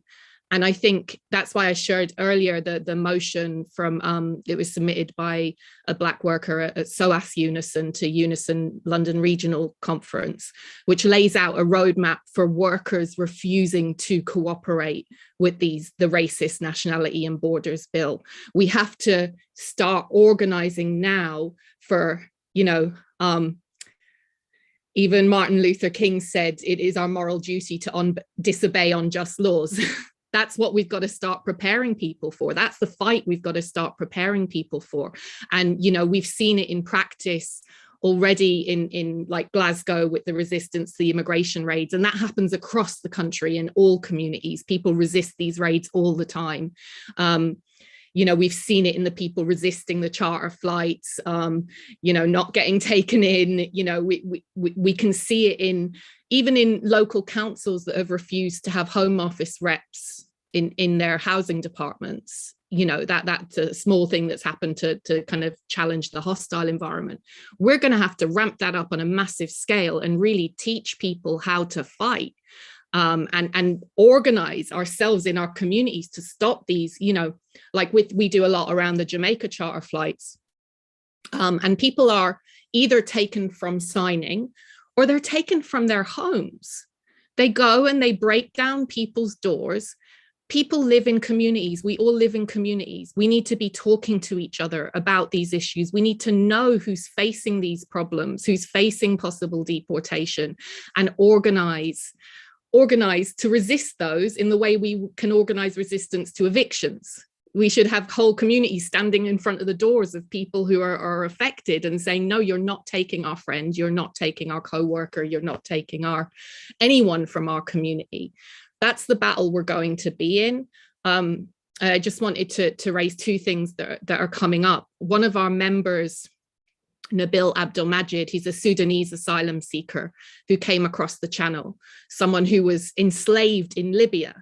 You know, a lot of us were outraged by the images we saw coming out of Libya, and there was a big demonstration, close the camps. Black people are still being enslaved in Libya. And those people are now coming to Britain, and they're getting put in prison for assisting on lawful immigration. And he's facing assisting on lawful immigration charges. He's still going to court in May, despite charges getting quashed on appeal time and time again. There's now been 5 cases that have been quashed on appeal because it is not currently unlawful to seek asylum. It is not currently unlawful to say, I'm going to cross the sea, get rescued and seek asylum, and it's not unlawful. And yet the CPS is continuing to prosecute these cases. That's a political decision, and they're banking on the fact that these cases go to Canterbury Crown Court, which is just a racist conviction machine. Like, they are just gonna, if they go to Canterbury Crown Court, these asylum seekers are gonna get convicted. And that's what the CPS is doing. They know they will get overturned on appeal. So we really want to target the CPS because they are making political decisions over these criminal convictions. We're planning to do a demonstration outside the Crown Prosecution Service on the 26th of January, which we'd love Caribbean Labour Solidarity and any of the other organisations who are here to sign on to come and join us. We've also, earlier I posted up a petition to the CPS. I think we need to get MPs to stop. The CPS needs to stop acting like this bill is passed and stop doing the dirty work of the Home Office and this government. Because that's the other thing that's happening, is the government is putting out statements and acting as if this bill is already law. They are calling asylum seekers illegal immigrants. They are calling asylum seekers illegal immigrants. And they're saying that that's because we're planning to pass a law that makes entry unlawful and arrival unlawful. But that isn't law yet. And it's not illegal to seek asylum. But that is what this law is going to do. It's going to criminalize the very act of seeking asylum. So I wanted to mention those two things, the demonstration and the petition. We're also fully expecting there to be another Jamaica charter flight sometime in the next few months. It just wouldn't be Priti Patel if she didn't try again. So, every time that happens, we've managed to mobilize a fight that has seen the numbers on those flights decline every time. But these sorry to go, and I just want to say thank you very much for that impassioned speech. And if you've got anything you'd like to share regarding the protests, etc., please do drop it in the chat, and actually send us an email. Email us at info@cls-uk.org.uk. Sorry to cut you short. I just wanted to move on to another question, just for the sake of time. I think Rayla Khan had a hand up. Hi, yes, I did. Thank you. I just we were part of the organisations that signed off a letter, the second letter that you referred to earlier, to the House of Lords. We had over 100 organisations, and what we all need to do is not duplicate our work and work collectively, build a strategy. We need to be able to work with the wider community. We need to get the messages out, because the government doesn't really listen to ethnic minorities. They listen to the wider community. They start running around, falling over themselves to try and make sure that the wider community are happy. And until that happens, until we start engaging with them, with the wider community, getting them on side, we're not going to be able to completely, fully defend ourselves against this rampage against our rights. Please do message me. My name is Rayla Javaid. I'm the Vice President of the Association of Muslim Lawyers. We've set up this WhatsApp group, and we're going to have a strategy meeting on Monday against the citizenship bill. And obviously, if anyone else wants to work on the other two bills, we'd be happy to support them too. Thank you. Thank you very much for that, and feel free to drop it in the chat. We're going to save the chat and send it out to all attendees. I'm just going to move on to some questions that haven't yet been asked. So we had a question from Grace Oyerinde, which was basically around kind of citizenship. So the question is, can someone clarify if it is true that citizens born in the UK with British nationality to parents or a parent born to a different country, i.e. immigrants to the UK, can now be legally deported? If any of our panelists would like to come in and answer that, please feel free to fire away. I'd like to come in. Yeah, Jackie has explained it very well, so she may wish to add. The government seems to be designing the law so that if you have recourse to citizenship of any other country, they might invoke Clause 9 and strip you of your British citizenship. The technical reasons for that, maybe others will answer, but that seems to be the law. The example given by Jackie was frightening, which is being given the right to return to Ghana would mean that almost every Caribbean person in this country could be stripped of their citizenship.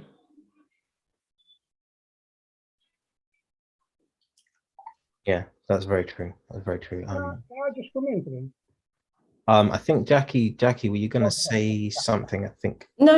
I mean, no. That is it. I mean, we've seen, the cases like Shamima Begum. They can, deprive you of your citizenship even now. The bills are simply about, if it becomes law, it's simply about you not having notice. And one of the interesting things about the Shamima Begum case is that Bangladesh has said that they won't even avail her of Bengali citizenship. Obviously, in this case, you'd have to look at all 270 countries and what their laws say about citizenship. So at the moment, my children, I was born in the UK, and my children can avail themselves. I can avail myself of Grenadian citizenship and Jamaican citizenship, but my children can't. However, those countries are now wanting to change that so that they can get sports people. It's as ridiculous as that. I think they wanted somebody to play for their football team. So they thought they'd bring in a new law just so that a British grandchild could play for Grenada's women's football team. So you'd have to look at the laws of every single country and what they allow. And I think in the case of Bangladesh, she should have acquired the status before the age of 21, if I've understood it from Bernbergs and Mukherjee correctly. But it is ridiculous. It's unworkable.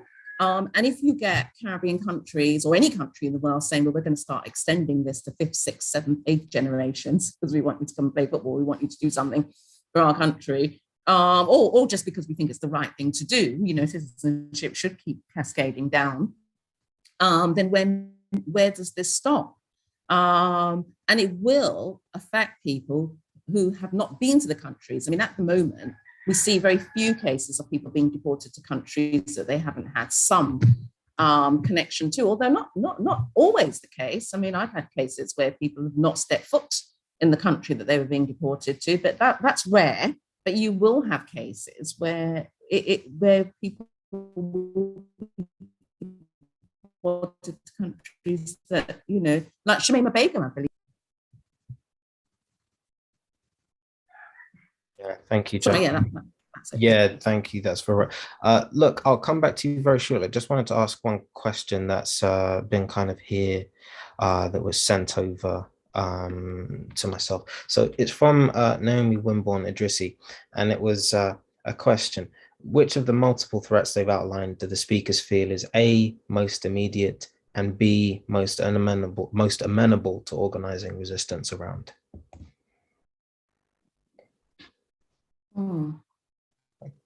That's an interesting question, actually. I mean, they're all so horrendous, and there's many more that we haven't even touched on, although I think somebody touched on the Education Act and Social Care Act and so on. There's just so much, and which therefore probably tells me that the one that we really ought to be safeguarding is the right to protest, because, you know, I mean, if that's taken away from us, then the ability to deal with any of them becomes very constrained. But I wouldn't want to start saying one's easier to deal with than the other, or one's less pernicious than the other. I think they're all dreadful. I think Karen was right to say that we are marching steadily towards a fascist state, really, at a time when we have a leadership that's bereft of any regard for the rule of law, even though they all trumped it last week, didn't they? They all came out with stuff about the rule of law, the Colston case, which I thought was ironic.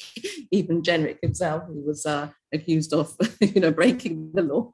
Well, you just can't make it up. And the corruption and everything else that's going on with this bunch. We're in dangerous times. Thank you. Nadine, did you have something? Yeah, I would agree with Jackie that it's very dangerous to pick up on one, because even within the Nationality and Borders Bill, there's been a few charities who've decided to break ranks and go for one thing. It's actually been quite dangerous. I mean, one has to see the government has a plan. We don't agree with the plan, but they have a plan. And we need to have all the campaigns realizing that plan and protecting each other, because some people are more vulnerable. Now, I would say that the attack on migrants and refugees, basically, in the Nationality and Asylum Bill Borders Bill is very, very important. But if we were to prioritise that, we'd be actually putting them on the front line, which I think is potentially dangerous. I think everybody has to understand the government's coming for you all in one way or another. So we have to actually say, no, they are complete. It is going towards fascism, and that is the argument. So you don't happen to be a traveller. You don't happen to be from Iraq, for instance, but they are eventually coming for everybody who doesn't agree with them, which is why I mentioned Hungary and Poland and the lawyers there. They will come for everybody because they have no boundaries, no boundaries except the wish to make money and be in power. And we don't have many political allies. So it's people on the ground, they're going to have to stand up like they did in the past. Tony Benn was right. Nothing was ever really achieved without people on the ground going out on the streets and protesting and claiming it. People don't give away power. And this government has huge amounts of power, but they're not going to give it away. That's very true, Nadine. Thank you for that. I'm just going to go to Luck, and then I'll go to Dana, and then we will shortly close off. Luck, if you'd like to make your point, please. Jackie McKenzie put it brilliantly, but I just want to actually look at it from an ordinary citizen point of view.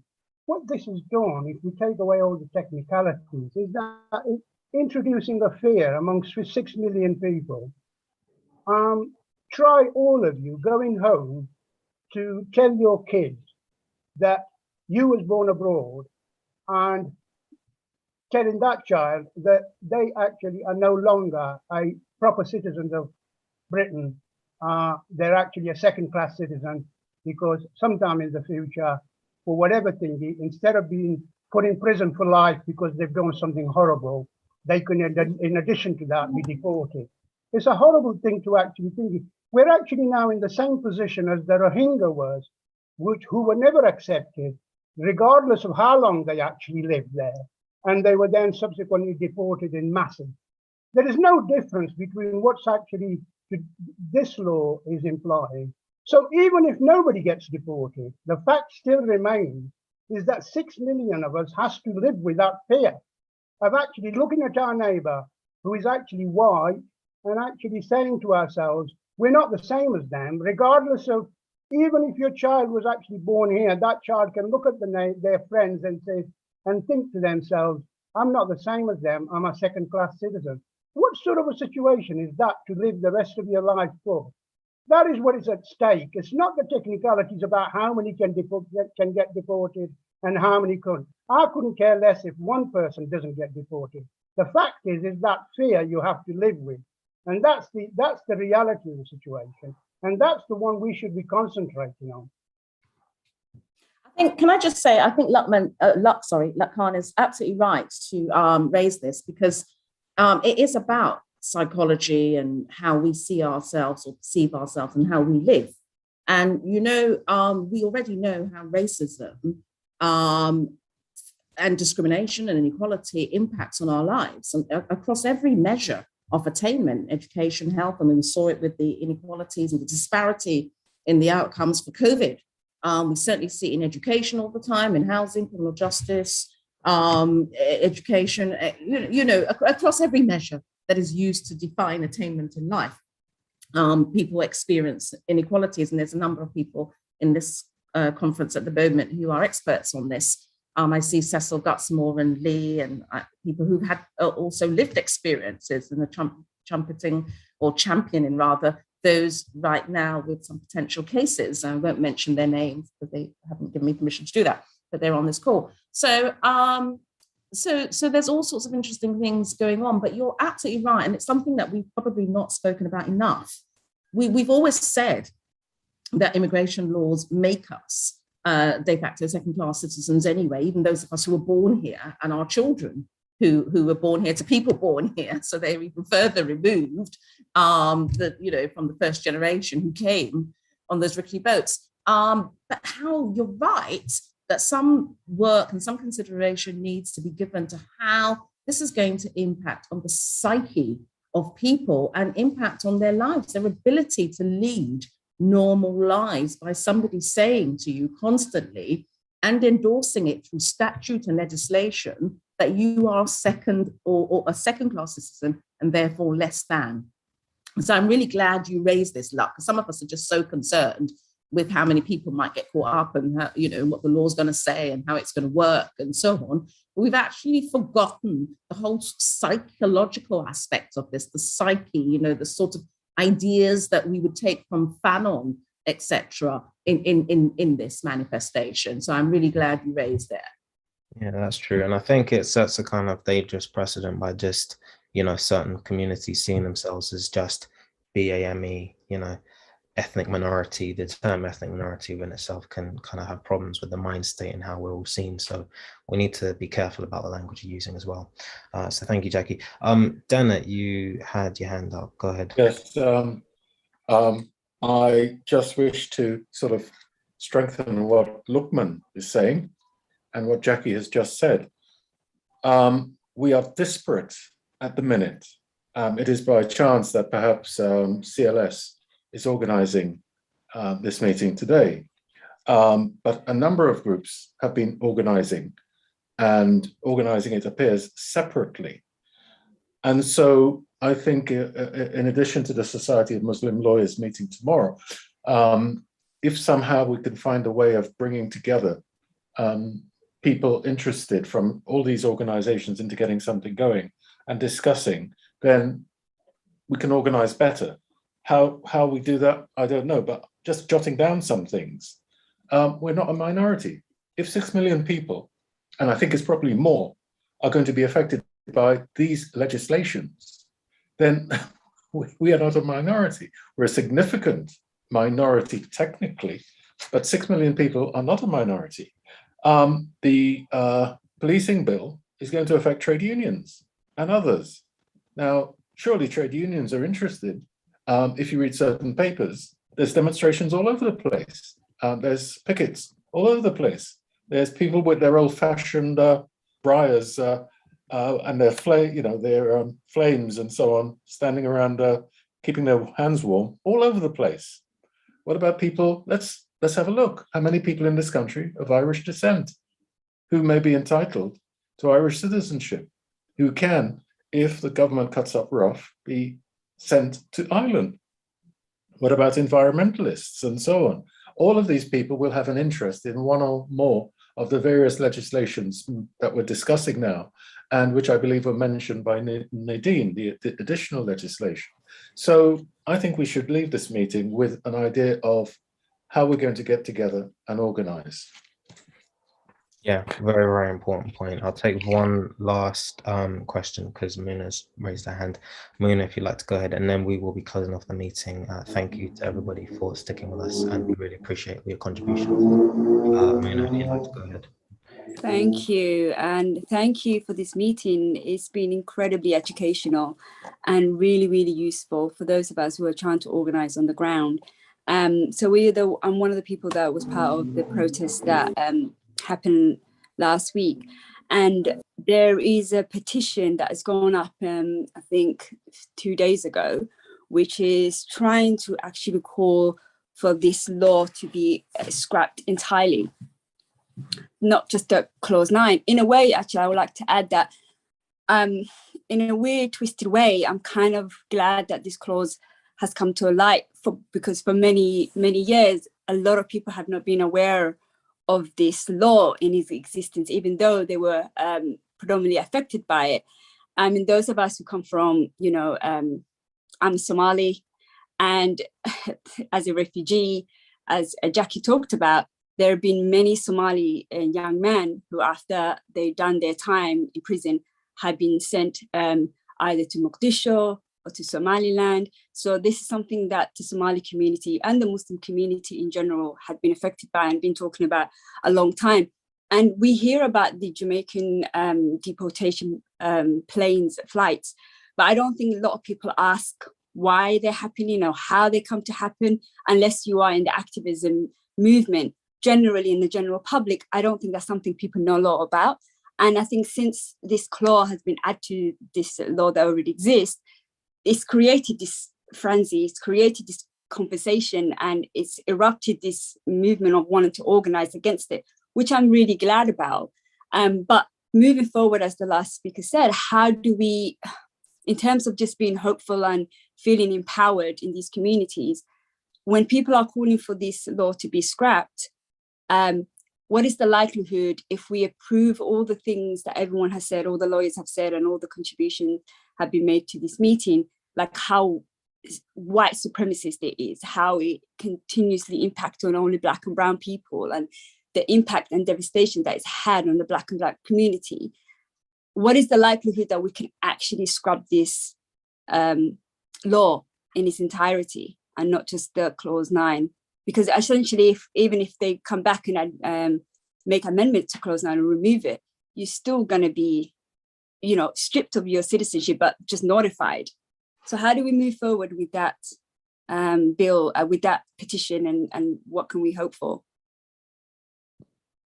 Any of the lawyers can answer this. Yeah, go ahead. If any of the panelists would like to respond, and then we can look to close things up. Thank you for that, Mila.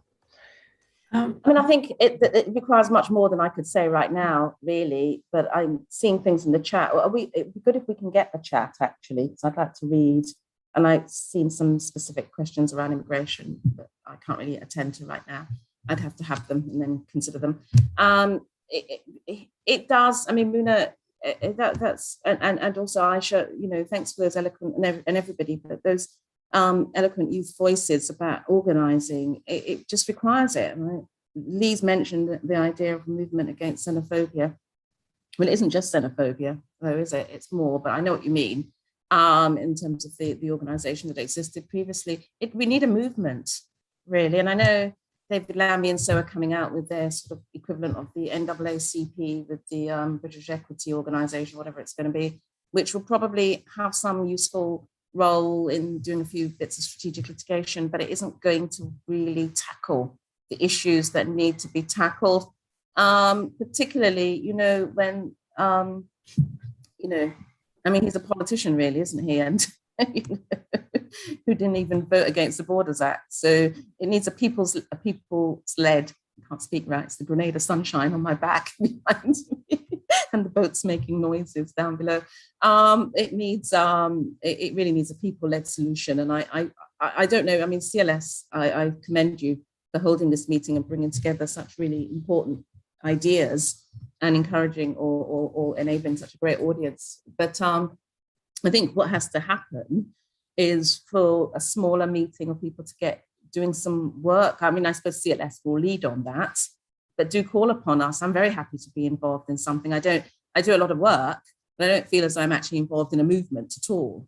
So perhaps, you know, try and involve some of us. And I also don't have the resources to start something, but if somebody does, I'm very happy to, time resources mostly, it's just difficult, but I do think we need something. I saw a comment from Tony Conway about us having a major event in the spring. And I think even just doing something, I think the government is just so empowered. I mean, I can't believe that I woke up this morning, BBC World Service, Conservatives have gone back up in the polls, you know, I mean, you know, they were down, you know, mercifully last week, and then for some they've gone back up. Well, what is going on? How is this even possible? So we do need something really quite far-reaching, innovative, and strategic to really address all what we've been discussing today and so much more. And I'm happy to lend support to it. Thank you. Nadine, did you have one last thing that you wanted to say at all? I completely agree with Jackie. I think it's going to need people to come together and do some detailed work. For the sister, I think there's no chance of the bill not going through in its entirety, or any of the other bills going through, and that's the reality. And that somebody mentioned that we probably do need to think further ahead to the next election, because there needs to be people standing up on all these issues, and so far there is no one standing up on these issues.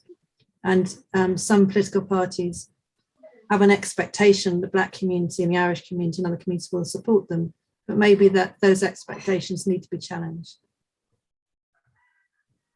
Yeah, that's true. Thank you. Thank you very much for that, Nadine. So unfortunately, we have reached time. We've actually gone slightly over our usual scheduled time of 2 to 4, but that's been because there's been so much to say, and we wanted to get in as much as we could from our panelists. Do we want to give Nicola a chance for a last few words? Yeah, absolutely, Steve. Right. So Nicola, if there's anything. Well, you know, I just endorse everything that's been said both by Jackie and Nadine about the concerns that we have about what this government is up to. But it really inspires me to hear everybody today thinking of things that can be done, because we cannot just give up. We cannot just sit back. We have to do something. It affects all of us. So I'm really grateful for being able to join with you today and to hear what you've all had to say. So thank you. Thank you very much, Nicola, and Steve, thanks for that quick reminder there. Yeah, it's very important that we kind of all band together. To be honest with you, all of these simultaneous acts affect not just Black and brown people, but everybody who lives in the UK, really, and it's affecting our democratic rights. Effectively, the fact that people are more peeved about, you know, not being able about, you know, people got annoyed about a Christmas party, but they weren't as annoyed about other attacks on our democratic rights is quite a worrying sign. And the fact that this government seems to be a bit Teflon Don in that they're getting away with a lot of corruption, it speaks to the work that we've all got to do. You know, the Labour Party's got a lot to atone for right now with the current leadership not doing enough. So essentially, we need better leadership from our politicians, and we need to get this government out of power. And essentially, I just wanted to close off by saying thank you very, very much to all of our attendees, and most importantly to our guest speakers, Nicola, Nadine, and Jackie. We're very, very grateful to have had you, and your time, your expertise, everything is greatly appreciated. We're very, very thankful to have been able to put this on, and for all of our allies and comrades for showing up. We really appreciate it. I'd really like to thank my CLS colleagues, Dennett and Steve, Raphael, Frank, Colleen, and our CLS president, Luke, as well as Nadine, who's one of our own. Without our community, this work wouldn't be possible. So we're extremely thankful. We've got so much more to do. Let's keep this up. We need to have a unified movement. I completely agree. And I wish everybody a very, very peaceful rest of the weekend. We'll make the chat available to you, and we look to keep in touch with everybody who's been with us here today. So thank you very much for attending.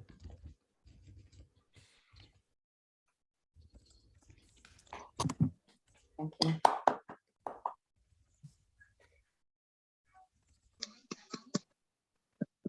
Thanks. I just put a note in the chat about an eviction resistance that's going on in the morning.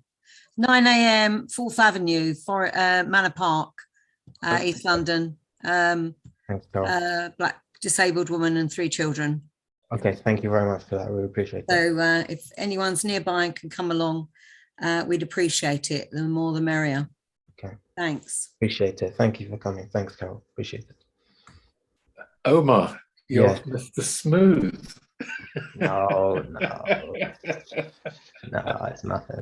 It was like you were sliding on olive oil. You were so smooth with your handling. Look, man, how are you, man? All right, mate. If Karen Doyle is there, I'll put my phone number in the chat. Can she phone me up, please? Okay. Yeah, thanks for that. Thank you, Okay, everybody. Okay, take care, everybody. Thank you, Jackie. Jackie, was that Thank you so much. Let me see you, Lookman. Hi, Lookman. I'm glad the Wi-Fi here, which can be unstable sometimes. No, it was good. You had a good connection, Nada. Omar, thank you for organising. Hear the cock No, it crowing, wasn't. yes. Thanks to everybody. I just did the sharing. It's thanks to all of us. And Luke, I'm trying to get your book. It's selling out, Luke. Are you still there? Where's Luke? He may have. I hope he's still here. Luke might have gone. Yeah, Luke may have gone. He's lovely just to see everybody. Really lovely to see you, Jackie, and thanks for your message. And thank you to all of our allies as well for supporting us as well. It's really fantastic. The really good meeting. Thank you. Jackie, how are you keeping? You're looking younger. You're all right, Jackie. I'm fine. Who's that? Is that Liz? Yeah, I'm fine. Yeah. I'm back on the campaign. I'm in the sunshine, so I'm very fine, actually. Oh, yes, you're in the sunshine. Sunshine makes a difference. Going off to the fishing boats in a minute to get this morning's haul. Lovely. Bless you. Yeah. Thank you. All right. Take care. Thank you very much, guys. See you all soon back in London. But anyway, keep the struggle. Keep the struggle going. Enjoy the rest of Take your care. holiday. Safe travels. Take care. Bye. Thank you. Bye-bye, everybody. And Happy New Year to everyone. Happy New Year. Thank you, Stephen, as well. Right, cheers.